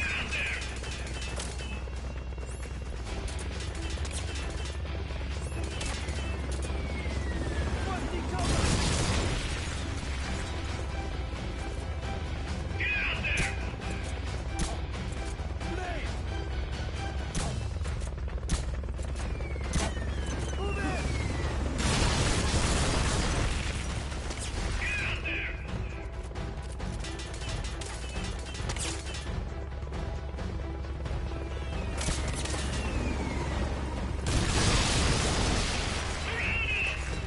Get out there! Requesting cover! Move in!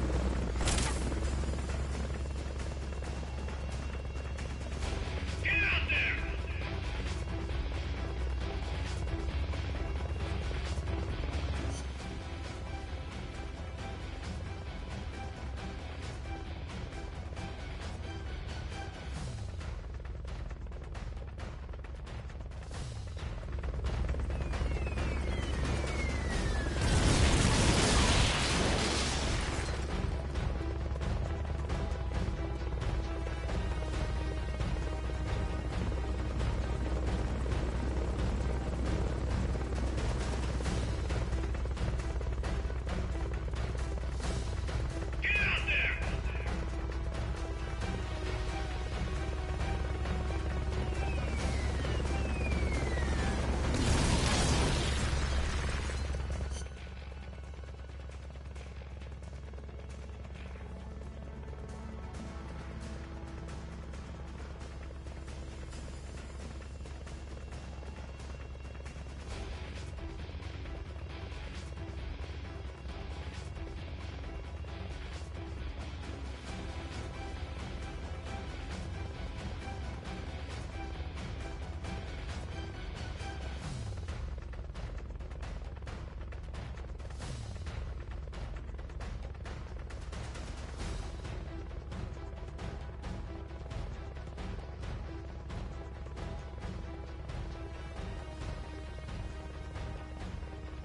Get out there! Get out there!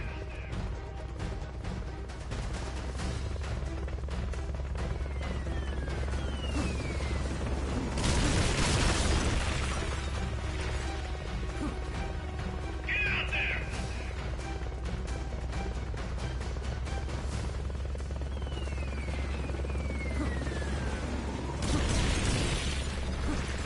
Get out there!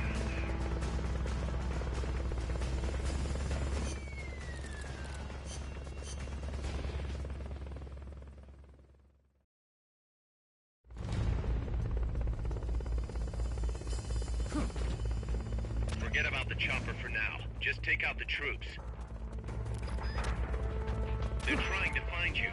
Make sure they don't.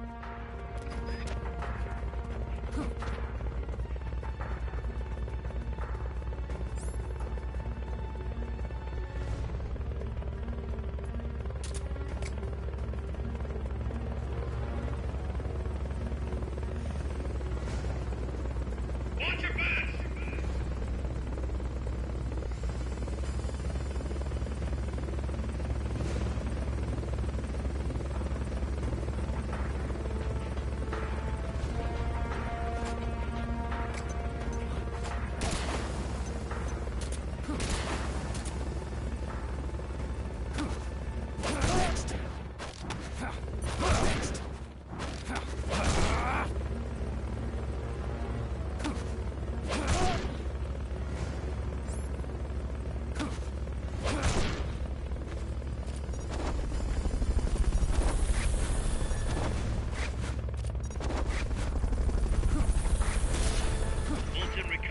subject confirmed onboard helicopter.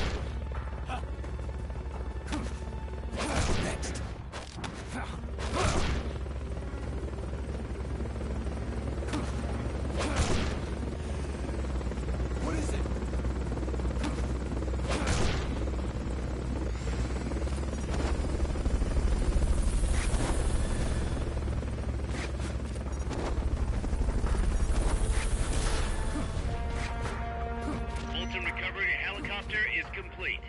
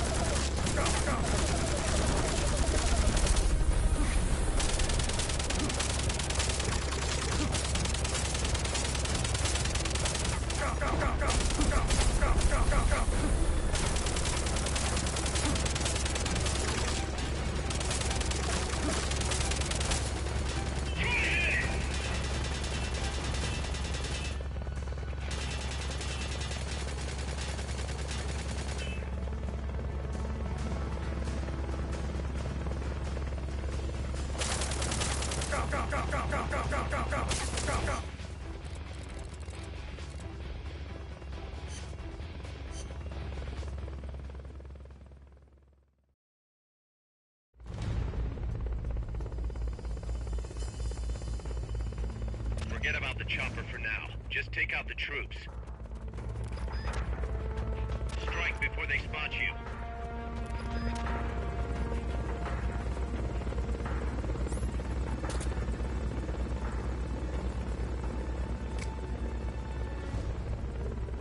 What was that? Watch your backs!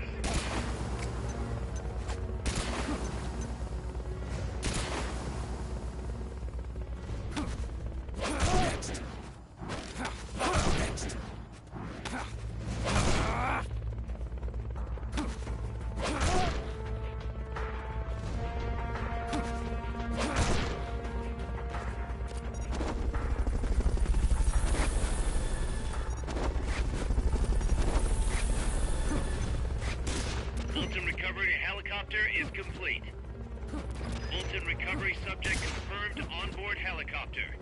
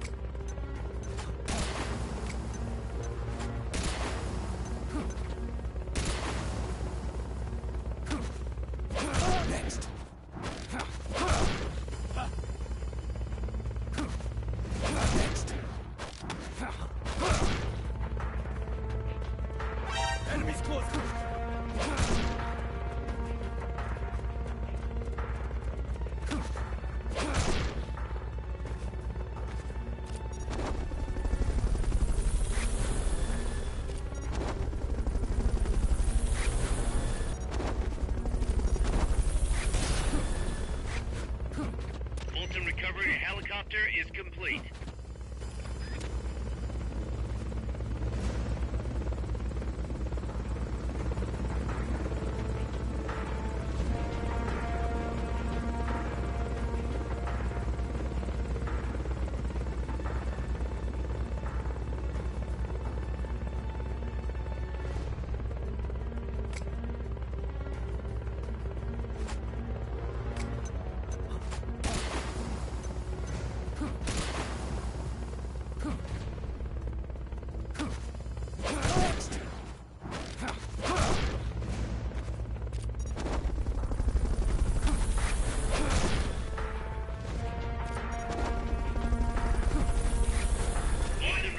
Subject confirmed. That's gotta be the leader. Can you take him down?